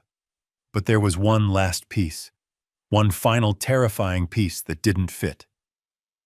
I looked at the third man in the room, the quiet, precise little accountant, Alistair Shaw. Alistair. He had been watching this entire exchange with the detached, cool curiosity of a scientist observing a chemical reaction. He hadn't said a word. A new cold dread pierced through my shock. Shaw, I said, my voice barely audible. Daniel Harrison, the man who designed this entire corporate structure, the man who needed a scapegoat, the man who, according to your theory, needed an accountant, a bloodhound, to find Patrick's $4.5 million theft, and only that theft. I leaned forward, my eyes locked on his. He met my gaze without blinking. And you, Shaw, did Daniel Harrison hire you? The question hung in the stale, recycled air of the office. Did Daniel Harrison hire you? I asked. My voice was flat. I felt nothing. No shock, no more anger. Just a deep, bottomless exhaustion. If Shaw said yes, it was over. Will and I were alone, trapped in a room with a man who had been feeding us a perfectly crafted narrative. A man who was likely recording this very conversation for Daniel and Evelyn. We were fools. Old trusting fools. Will Harrison must have realized it at the same time. He took a half step toward Shaw, his big body tensing, his hands curling into fists. Shaw, you son of a... Alistair Shaw didn't flinch. He didn't look at Will's threatening posture. He just looked at me, his gaze level over the top of his wire-rimmed glasses. Yes, he said. The word was quiet, devastating. I sank back into my chair. It was over. The whole thing. The investigation, the alliance. It was all part of Evelyn and Daniel's sociopathic play. They hadn't just faked a death and framed their son. They had orchestrated my discovery of it, complete with a hand-picked accountant, to guide me to all the wrong conclusions, to make me think I was fighting back, when I was really just digging my own grave. They had even accounted for my friendship with Will, letting him be the one to hire the bloodhound, making me feel safe. You've been working for them, I whispered. This whole night. This has been a... Mr. Carter, Shaw interrupted, his voice sharp for the first time, cutting through my despair. Please, do not insult my intelligence. Yes, Daniel Harrison hired me, and in doing so he made the single most arrogant and catastrophic mistake of his entire grubby life. Will stopped his fist halfway to the table. What?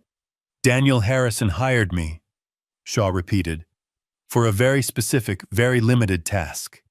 His instructions, which I still have in the original encrypted email, were precise, Conduct a preliminary audit. You are to focus exclusively on the Shell Corporation's synergy analysis and logistics expediting partners. You are to confirm the $4.5 million theft. You are to trace it to Patrick Carter.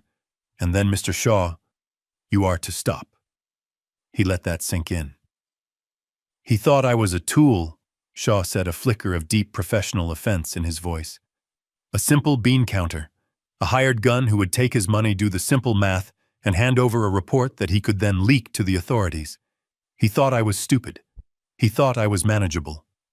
He leaned forward, the most emotion I'd seen from him yet. I am not a bean counter, Mr. Carter. I am a forensic accountant. I have uncovered fraud in 3 of the Fortune 500 companies. And I do not stop just because a client tells me to. He took a breath. The $4.5 million. It was, as I said, clumsy. It was amateurish. It was too obvious. It was a blazing neon sign pointing straight at Patrick Carter, screaming, "Look at me, I am the thief." And that bothered me. Why build such an elaborate shell game only to leave such a simple, obvious trail? So I kept digging, on my own time, off the clock. I went around the parameters Daniel set. I followed the other drains, the ones he hadn't told me about. I held my breath. And that, Shaw said, is when I found her. The real theft. The 30 million. It wasn't routed through the same accounts, but it was parallel, using similar names, similar jurisdictions. It was brilliant. A perfect, clean, professional siphoning designed to be invisible. And Patrick's 4.5 million. It was the noise. The smokescreen designed to be found, designed to explain the company's collapse. It was disgusting. So what did you do? Will asked, his voice low, realizing what Shaw was saying. I knew I was being used, Shaw said. I was the instrument Daniel was going to use to legally crucify Patrick, to hand the FBI a solved case, all while the real criminals, he and Evelyn, walked away with the real money. I don't like being a tool, Mr. Carter. And I despise corrupt lawyers far more than I despise clumsy, greedy children. He finally closed his thick black binder. So I made a call. Not to Daniel, not to you. I couldn't trust who was in on it. I called the only other person I knew was independent. I called Leo Vance. My mind exploded. You've been working with Leo? For the past week, Shaw confirmed. Leo's been tracking the people. I've been tracking the money. We've been comparing notes every night. We fed Daniel Harrison a stream of useless updates on the Patrick investigation, all while we were building the real case. The one against him. The one against Evelyn. The note your nurse heard Leo's team was there in that parking garage recording the entire exchange. We knew Global Century was the key. A wave of relief so profound, it almost made me sick, washed over me. I wasn't alone. I had never been alone. I had a team. A real one. My loyalty isn't to the man who pays my invoice, Mr. Carter, Shaw said, his quiet voice filling the room. My loyalty is to the numbers, and the numbers told me you were the victim, and they were the enemy. Will Harrison finally sat down, letting out a breath that sounded like it had been held for 40 years. He looked at me. He looked at Shaw. My God, he whispered. So, what now? The 3 of us sat there, the air thick with the smell of ozone, like the aftermath of a lightning strike. The lines were finally truly drawn. The enemy was clear. Evelyn. Daniel Harrison. And my son and daughter-in-law, the fools who had started this, all the puppets in their mother's sociopathic play. I looked at the glossy fake report Patrick had given me, the one detailing the generous offer from Global Century, the one that was supposed to be signed on Monday. I picked up my phone. I looked at Shaw. I looked at Will. They still need my signature, I said. My voice wasn't weak anymore. It was cold. It was hard.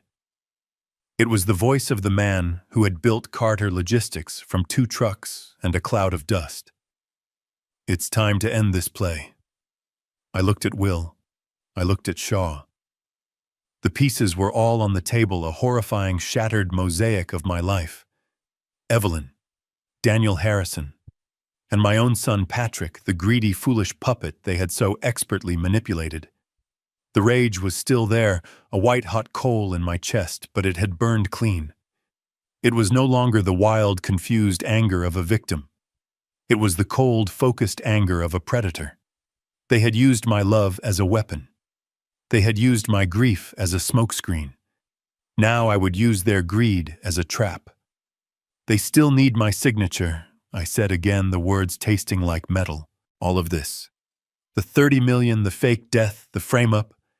None of it works unless I, Benjamin Carter, the grieving widower, sign over my company to Global Century Holdings. They need my signature to launder the whole damn operation.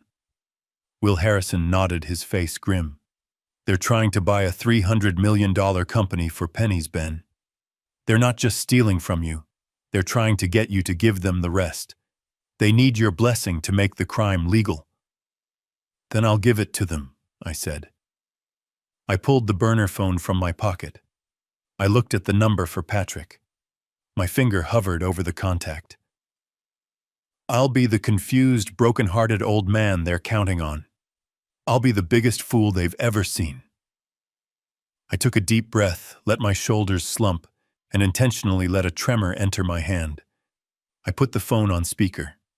Will and Shaw leaned in, their expressions intense.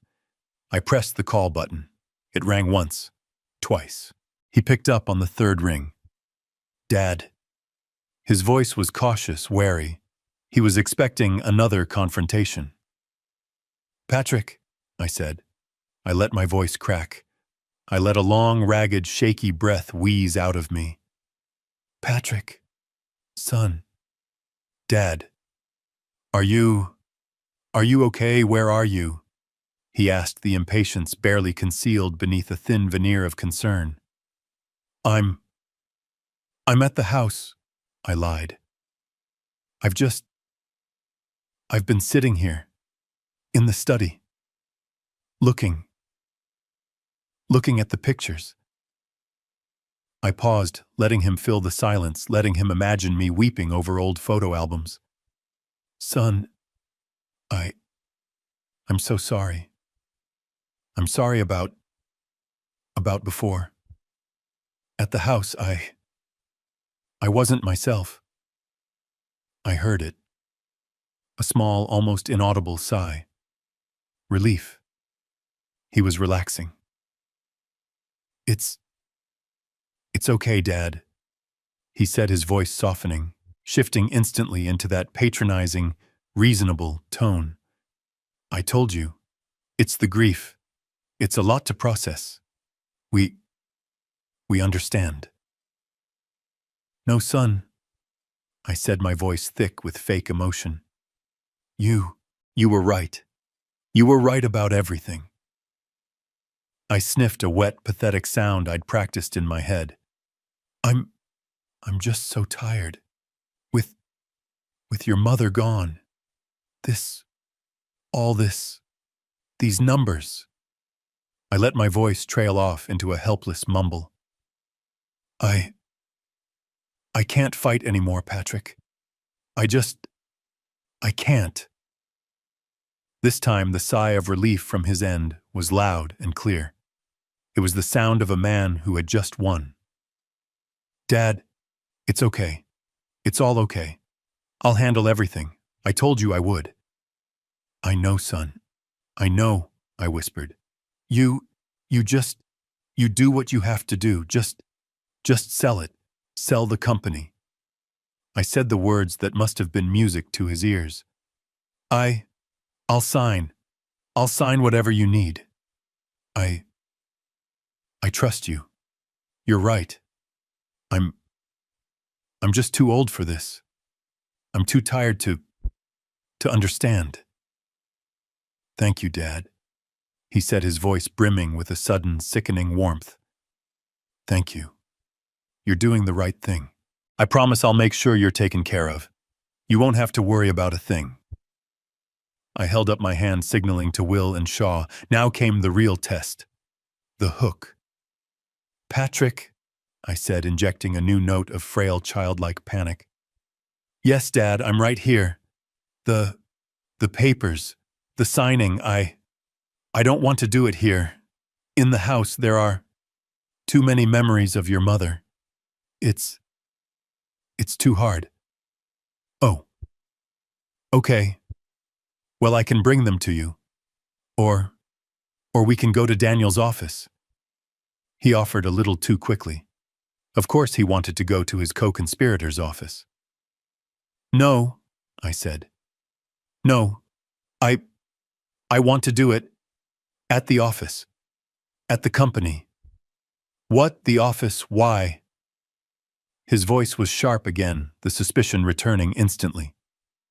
The main conference room, I stammered, painting the picture for him. The big one, where we signed the first Apex contract. Where it all started. It feels right. To end it there. He was quiet for a long moment. I could hear him thinking, weighing the risk. I don't know, Dad. It's a lot of hassle. Daniel's office is all set up. And one more thing, son, I said, pushing my advantage, my voice trembling with my silly old man's request. The buyers. The Global Century people. I still want to meet them. Just to shake their hands. Please, Patrick. I need to see who's taking over. I need to know my life's work, my legacy, is going to good people. Your mother, Evelyn, she always said, you can tell a man's worth by his handshake. I won't be able to rest. I won't be able to sign unless I can just look them in the eye. I had trapped him. He couldn't refuse without breaking the illusion, without revealing that the buyers were phantoms he couldn't produce. But I knew, and Shaw knew, that Evelyn and Daniel had representatives, lawyers, frontmen. They could be produced. Patrick let out a long, heavy, frustrated sigh. He was annoyed. This was an unnecessary complication, a sentimental old fool's demand. But I was the man with the pen. Okay. He finally bit out, his patience clearly gone. Okay, Dad. Fine. We'll do it your way. The main conference room. And I'll get the representatives from Global Century to be there.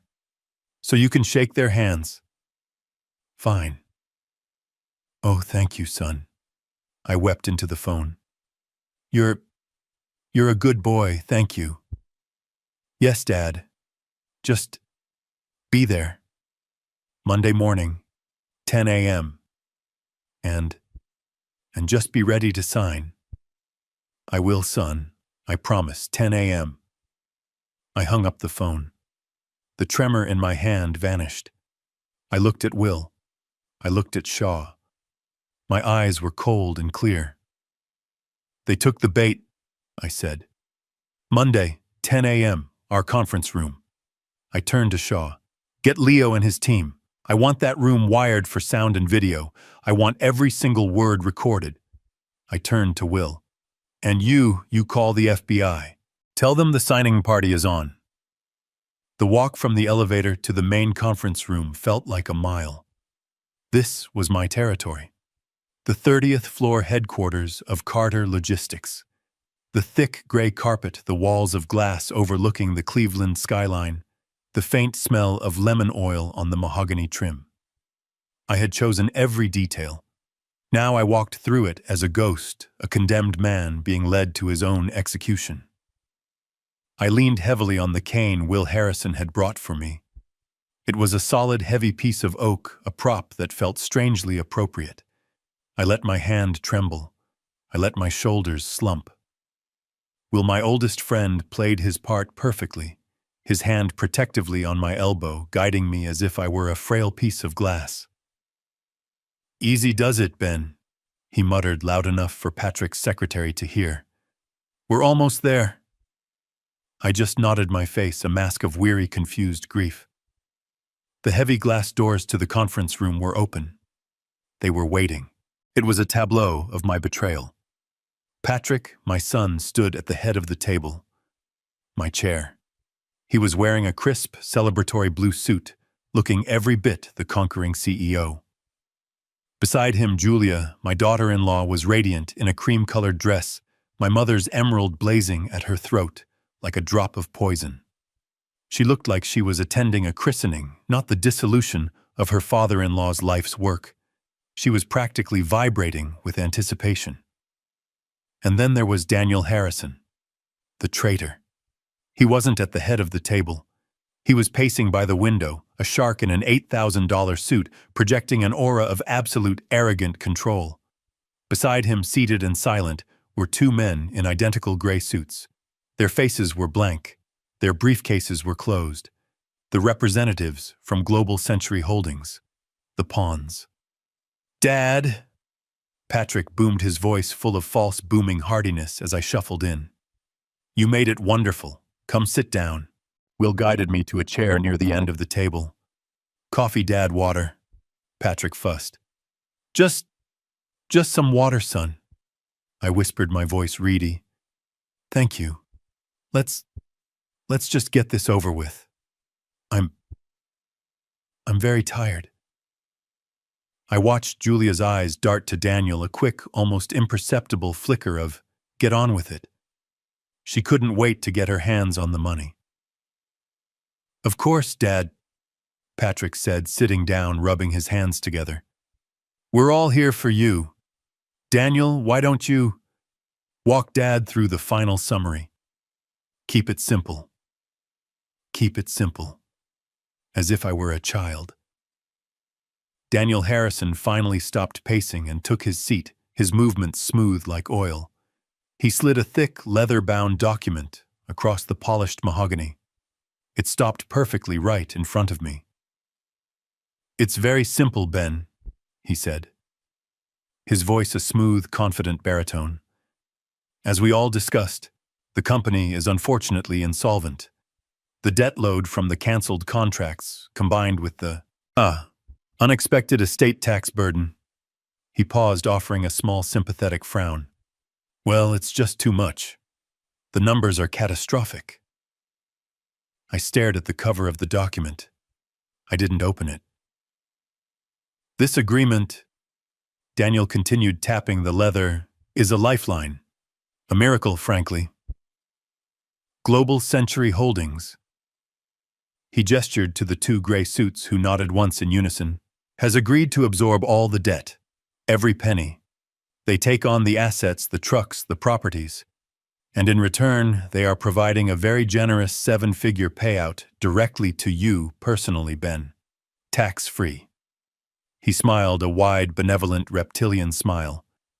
"It's the cleanest, best-case scenario. You're free. You're protected. All this stress." He pushed the document a final inch toward my hand. "It all just goes away. Just sign, Dad." Patrick urged, his voice tight with an excitement he couldn't hide. "For Mom. For all of us. Just sign it and it's over." "Sign it, Ben." Julia echoed, her voice a soft, poisonous coo. "You've earned your rest." I looked at them. My son, my daughter-in-law, my lawyer. The unholy trinity of my destruction. I looked at Will, who was watching me, his face a mask of stone. I looked at the gray suits. I looked at the signature line. Benjamin Carter, founder. I uncapped the heavy gold-plated pen Daniel had so helpfully provided. I saw Patrick lean forward, his entire body tensed. I saw Julia hold her breath, her eyes fixed on the tip of the pen. I saw Daniel Harrison lean back in his chair, folding his arms, victorious. The ringmaster, who had just tamed the old senile lion. I put the pen to the paper. The room was utterly silent. "Okay," I whispered. My hand trembled. Just one last question." Patrick let out an audible, frustrated sigh. Dad, please, just sign the paper. No, no, this is, I said, looking up not at Patrick, but at the man who had orchestrated everything. This is for you, Daniel. Daniel Harrison raised an eyebrow, a flicker of amusement in his eyes. The old man had one last feeble question. Yes, Ben. I let the frail, confused mask drop from my face. I let the tremor in my hand stop. I looked him right in the eye, and for the first time in 5 years, I let the cold, hard steel of the founder show. My voice was no longer weak. It was quiet. It was clear. And it was deadly. One last question. Daniel, how was your trip to the Caymans? With Evelyn? The room didn't just go quiet. It died. The air pressure changed, sucking all sound, all motion, all life out of that 32nd floor conference room. Patrick froze his hand, which had been reaching for a celebratory glass of water, stopped mid-air. Julia's bright anticipatory smile cracked and solidified, turning into a grotesque mask of confusion. The two gray suits from Global Century looked at each other, then at Daniel, suddenly realizing they were in a room where something had gone terribly, terribly wrong. And Daniel Harrison. The blood didn't just drain from his face, it vanished. He went from a confident, slick $8,000 suit lawyer to a cornered rat in the span of a single heartbeat. His face was a waxy, pale, yellowish white. His mouth opened slightly, but no sound came out. He stared at me, his eyes wide with a pure, primal terror. What? Patrick finally choked out, his voice a strangled whisper. What? What did you just say? He looked at me as if I'd started speaking in tongues. He looked at Daniel, then back at me. He laughed a short, sharp, hysterical bark. Dad, what is wrong with you? That's sick. Why would you say that Mom is dead? Is she? I roared, my voice no longer weak, booming off the glass walls, making everyone flinch. I stood up, kicking the heavy oak chair back, throwing the prop cane to the floor. The frail old man was gone. Is she dead, Patrick? Or is she in the Caymans with him? I pointed a shaking, accusing finger straight at Daniel Harrison. Mom is alive! I shouted, the force of the words shocking even myself. She faked her death. She faked her funeral. She paid off the doctor. She paid off the mortuary. She put a stranger's body in that casket. Ben, stop! Julia shrieked, her hands flying to her ears. You're insane. You're senile, Patrick. He's lost his mind. I haven't lost anything, I snarled, turning on her. But you're about to. I pointed at Patrick. She's alive, son. And while you and your wife were busy stealing $4.5 million, she and her lover, I jabbed my finger back at Daniel, were stealing $30 million right under your nose. They've been playing you. They've been playing all of us. Patrick looked at Daniel, his face a mask of utter confusion. Daniel, what? What is he talking about? And the best part, Patrick, I continued, my voice dripping with the venom I'd held back for weeks. The masterpiece she framed you. She sent me the note. She pointed me to your pathetic, clumsy theft.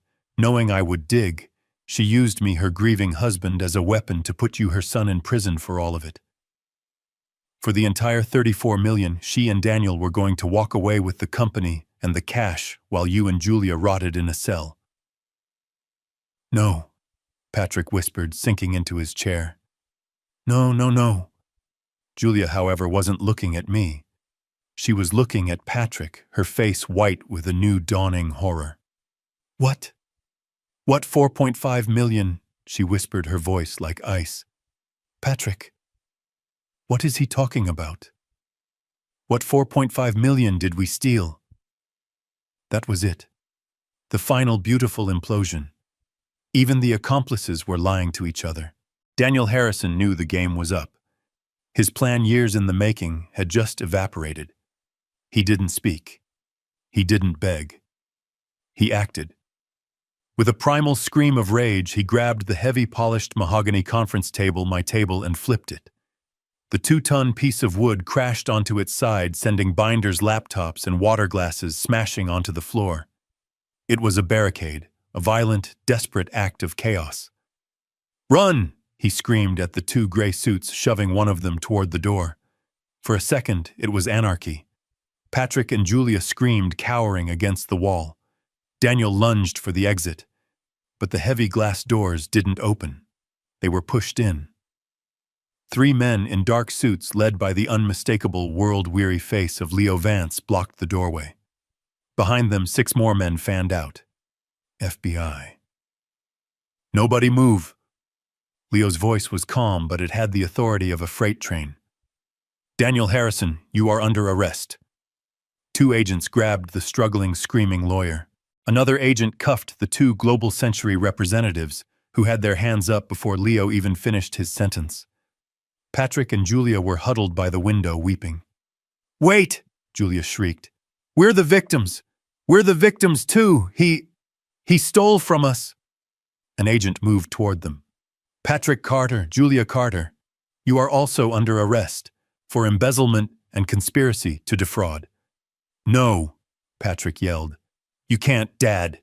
Dad, tell them we were just—" I looked at my son, his face streaked with tears, his world ending.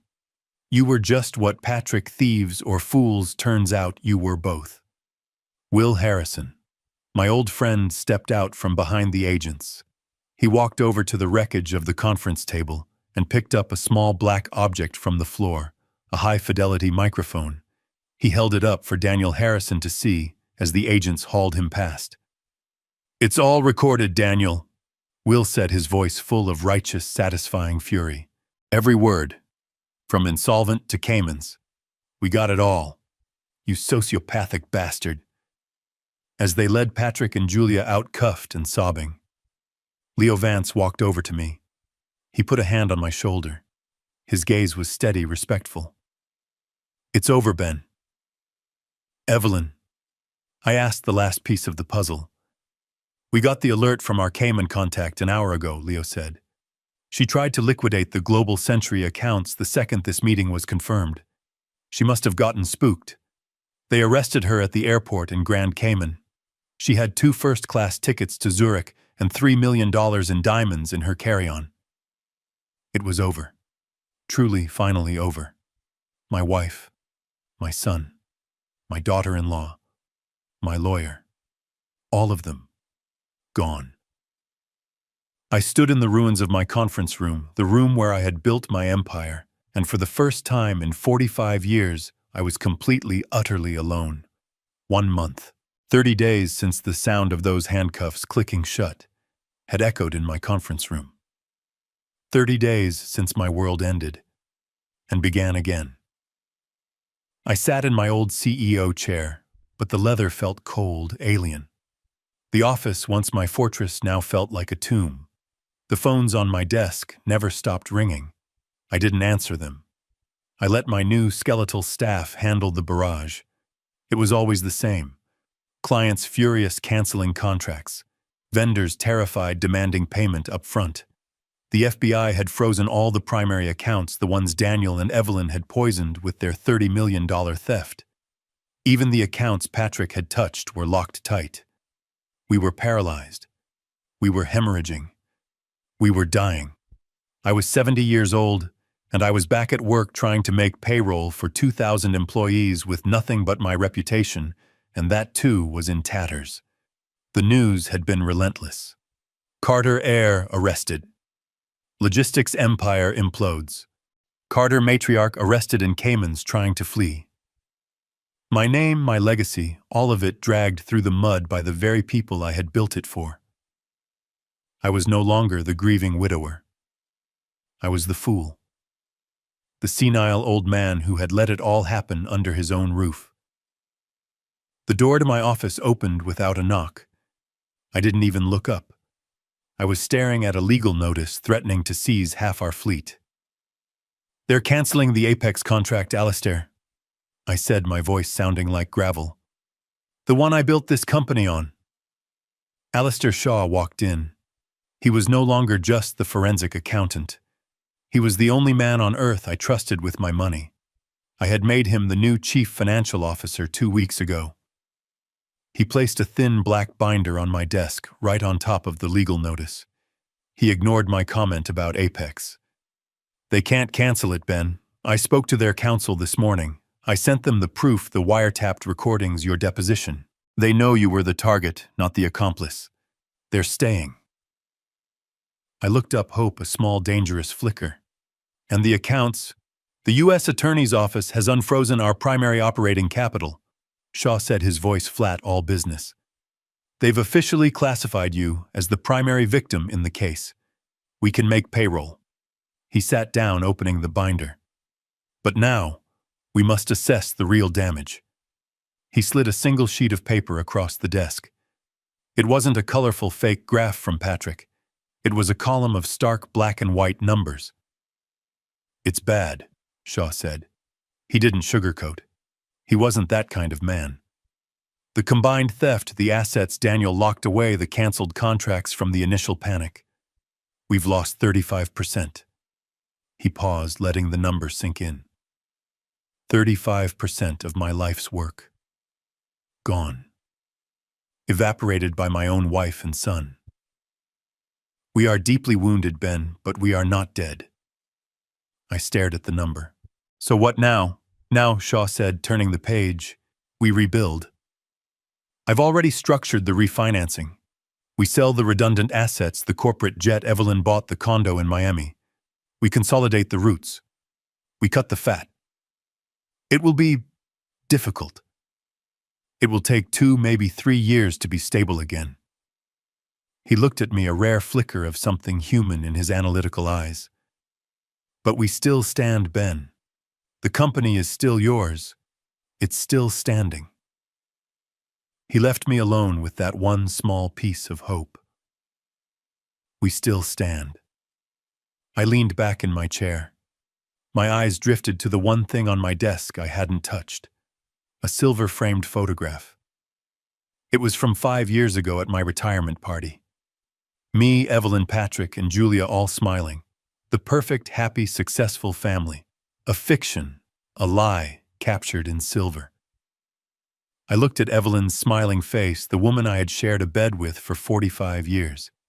The woman who had faked her own death to frame her son and steal my life. I picked up the heavy frame. I looked at her, searching for a clue, for a hint of the monster I now knew. I saw nothing but the beautiful mask she had worn her entire life. I opened the trash can by my desk, and I dropped the photograph inside. The sound of the glass shattering against the metal bottom was the most satisfying sound I had heard in a month. My desk was clean. My life was not. I started sorting through the mountain of mail, bills, legal threats, and then I saw it. A single envelope different from the rest. It was thin, cheap paper. The return address was the Cuyahoga County Justice Center. It was addressed to me in clumsy, shaky handwriting I recognized instantly. It was from Patrick. My heart, which I thought had turned to stone, gave a painful, stupid lurch. I tore it open. The note inside was short, almost childlike. Dad, I know you hate me. I know I deserve it. But please, can I see you just once? I didn't want to go. The letter sat on the polished surface of my new desk for 3 days, a small, ugly stain of cheap paper and desperate, shaky handwriting. Dad, please, can I see you? I had thrown Evelyn's picture in the trash, but Patrick was my son, my blood. Will Harrison, my old friend, had been firm. You don't go for him, Ben, he'd said over the phone, his voice gruff. He's a lost cause. You go for you. You go to close the door. You go to hear it, and then you go to walk away. Otherwise, this thing, it will haunt you. He was right. So I went. The Cuyahoga County Justice Center wasn't a prison, not really. It was a massive modern concrete box, designed to hold human misery. The air inside smelled of industrial bleach, stale sweat, and defeat. I walked through the metal detectors, my new leather shoes squeaking on the polished linoleum. I was a different man than the one who had shuffled into a diner 2 months ago. I was wearing a tailored suit. I was healthy. I was rich. And I was completely, utterly broken inside. A guard led me down a long gray corridor to the non-contact visitation room. It was exactly as dreadful as you'd imagine. A long counter bisected by a thick, smeared pane of glass. A row of cheap plastic stools. I sat down on my side. I waited. A heavy door buzzed open on the other side, and 2 men in orange jumpsuits shuffled in. One of them was my son. He wasn't the proud, arrogant CEO in the $8,000 suit anymore. He wasn't the man who had patted my head and called me old man. He was just inmate 7749B. The bright orange fabric hung off his frame. He was thinner. His face was pale and pasty. His expensive haircut was gone, replaced by greasy, unkempt hair. He looked small. He looked older than me. He saw me and his face crumpled. He slid onto the stool, his hands, which I realized were cuffed to a chain around his waist, trembling. He fumbled with the black telephone receiver on the wall. I picked up my own. Boom. The static hissed in my ear. He put his forehead against the cold glass, his eyes squeezed shut, and just wept. A dry, ragged choking sound. "Dad," he sobbed, his voice tinny over the line. "Dad, I waited. I felt nothing. The rage I had anticipated, the satisfaction, the pain, it was all gone. There was just a vast, cold void, a hollowed-out space where my love for him used to be. He couldn't look at me. He just kept weeping. I didn't come here for tears. I didn't come here for apologies. I came for an answer. "Why?" My voice was quiet, but in the small dead room it sounded like a gunshot. "Why, Patrick?" He flinched as if I had struck him. He finally looked up, his eyes red-rimmed and terrified, awash in self-pity. I don't know," he stammered. "You don't know," I asked, my voice dangerously calm. "You stole $4.5 million from my company. You lied to my face. You conspired with your mother to let her frame you for $30 million more. You were going to let me sign away my entire life's work. And you don't know. No, I mean, it was me." He blurted out, the confession spilling from him, pathetic and weak. I was jealous, Dad. Okay, I was always jealous of you." I just stared at him. "You built everything," he cried, his voice rising. "Carter Logistics. It was always your company, your legacy. I was just your son, the guy you handed the keys to. I had to prove I was smarter than you, that I could beat you, that I deserved it. So you stole from me to prove you were smarter. It started small." He rushed the words tumbling out. "A few thousand here and there. Just to feel like I had something that was mine. But Julia, she kept pushing. She wanted the bigger house. She wanted the vacations. She said I deserved it. She said I was the one doing all the work and you were just sitting there retired judging me. She said I should take what was mine." He was still blaming his wife, blaming me. "So you and Julia," I said, my voice flat. "You did this." "Yes, no, I mean," he was frantic now, his eyes wide. "The 4.5 million, yes, that was us. That was stupid, Dad. I know it was stupid, but the other stuff, the 30 million, the fake death, Mom approached us. Dad, I swear to God, she came to us weeks before she died." I stared at him. This was new. This was the final pathetic layer of his cowardice. She was the one who found out I was skimming," Patrick choked out. "She caught me. She had the bank records. I thought she was going to tell you. I thought my life was over. But she didn't. He looked up, his face a mask of twisted confusion. She smiled, Dad. She said you were the real problem. What? I whispered. She said you were losing it. Patrick wept. That you were becoming senile. That you were making bad deals from your retirement chair, threatening to bankrupt the company. She said you were the one draining the accounts, that you were the danger. My God. She had been testing the senile story on him first. She had been plotting this for months. She told us you were the enemy, Dad. Patrick cried, his voice breaking. She showed us papers. They must have been forged. I see that now. She said the only way to protect our inheritance, to protect the family legacy from you, was to drain the accounts faster, to take that $4.5 million and hide it offshore. She called it securing our legacy. She said she had a plan to save all of us, from you. I looked at my son, a 45-year-old man, a graduate of Wharton, reduced to this whimpering, gullible fool. He was still blaming everyone else. He blamed Julia for his greed. He blamed Evelyn for his stupidity. He blamed me for his jealousy. He had learned nothing. He would never take responsibility. He was pathetic. So you believed her, I said. It wasn't a question. You believed a story that I, the man who built a $300 million company, was suddenly losing it and bankrupting it. You believed that because you wanted to.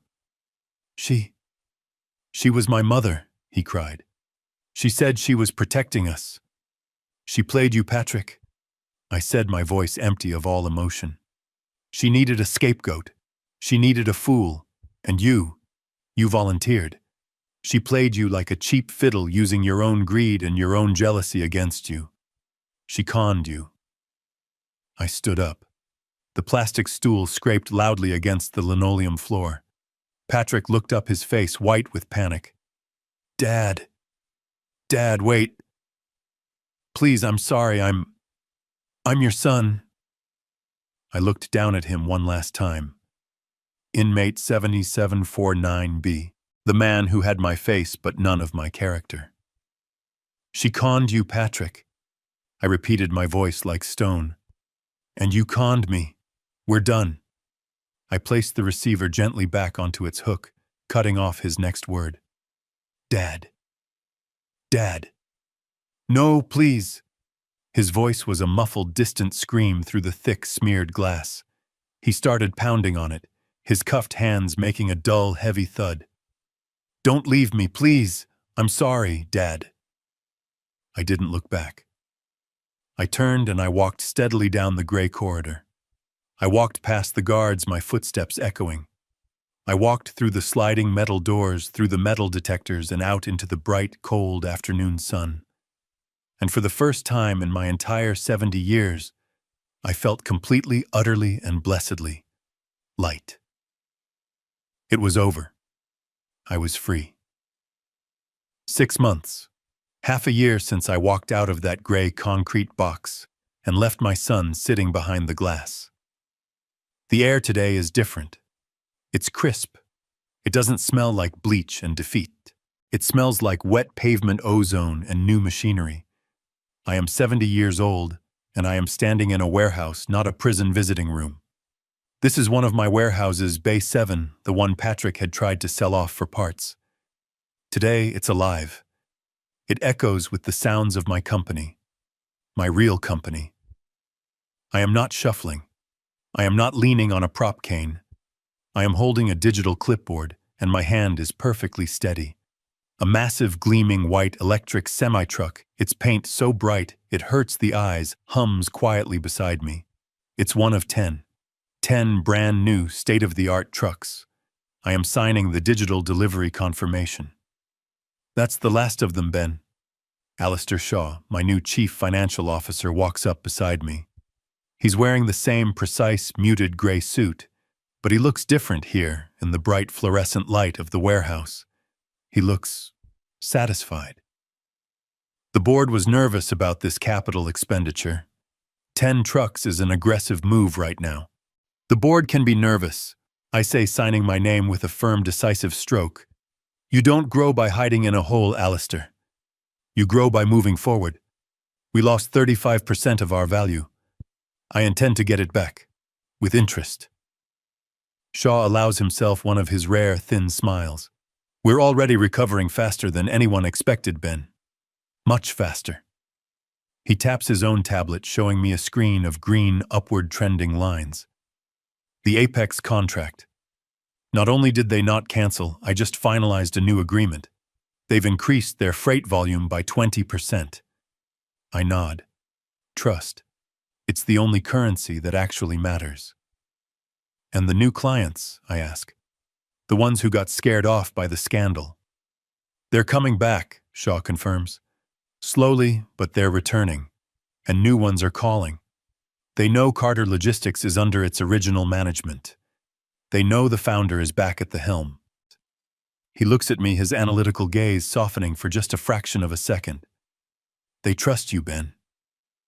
They trust you. The words hang in the air. It's the one thing I fought for. The one thing I saved from the wreckage. I look out over the vast, cavernous loading bay. My company. My legacy. I saved it. But the cost. My God, the cost. I turn away from Shaw, looking out the high bay doors at the Cleveland skyline. I didn't just lose a percentage of my company. I lost everything else. My entire constructed 45-year life. It wasn't a reorganization. It was an amputation. My son Patrick is in a medium-security federal prison in Pennsylvania. He took a plea deal after I testified. 12 years. He'll be almost 60 when he gets out. His letters still come once a month, forwarded by the prison. Thin envelopes with his shaky handwriting. I haven't opened the last 3. I hear he's working in the prison library. A fitting place for a man who believed his own fictions. Julia, his wife, she also took a deal. She testified against everyone, Patrick, Daniel, and Evelyn, to save herself. She got 5 years with probation after 2. She's probably already planning her next move, searching for her next victim. And Evelyn, my wife, the love of my life, the woman who faked her own death. She fought. She and Daniel Harrison fought extradition from the Caymans with a team of ruthless, expensive lawyers. But Shaw's evidence was too perfect. The money trail was too clean. The wiretapped recordings were undeniable. They were both found guilty. Conspiracy, bank fraud, mail fraud, falsifying a death certificate. A crime so bizarre the judge seemed personally offended. Evelyn got 25 years. Daniel got 20. She will die in prison. So here I am, 70 years old, a widower to a woman who isn't dead, a father to a son who is. I am in every sense of the word alone, but I am not broken. I look at Shaw, this quiet, precise man who, along with Will and Leo, saved me. He's my new family. The truth is my family now. Good, I say, handing him back the clipboard. What's next on the agenda? Shaw raises an eyebrow. Ben, it's 3 p.m. You've been here since 5 a.m. The agenda is you go home. You rest. You're 70 years old, for God's sake. I laugh.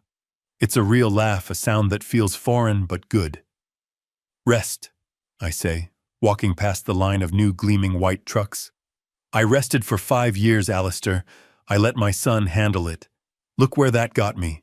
No, I'm not retiring. Not now, not ever. I am starting over. At 70 years old, I am starting from scratch, but I'm not starting with nothing. I am starting with 45 years of experience. I am starting with the knowledge of exactly who my friends are. And I know with surgical precision exactly who my enemies are. I will never be senile again. I will never be confused. I will never ever trust blindly. My name, Benjamin Carter, is on the side of these trucks. And this time my legacy will continue. But it will continue my way. The lesson here is crystal clear. The cruelest betrayal always comes from the ones you love the most. They will exploit your trust, see your age as senility, and use your own love against you. Never mistake kindness for weakness. Always be vigilant. When your gut tells you something is wrong, act. Sometimes you must secretly investigate the truth to protect your legacy. Trust must be verified. Have you ever been stabbed in the back by the people closest to you?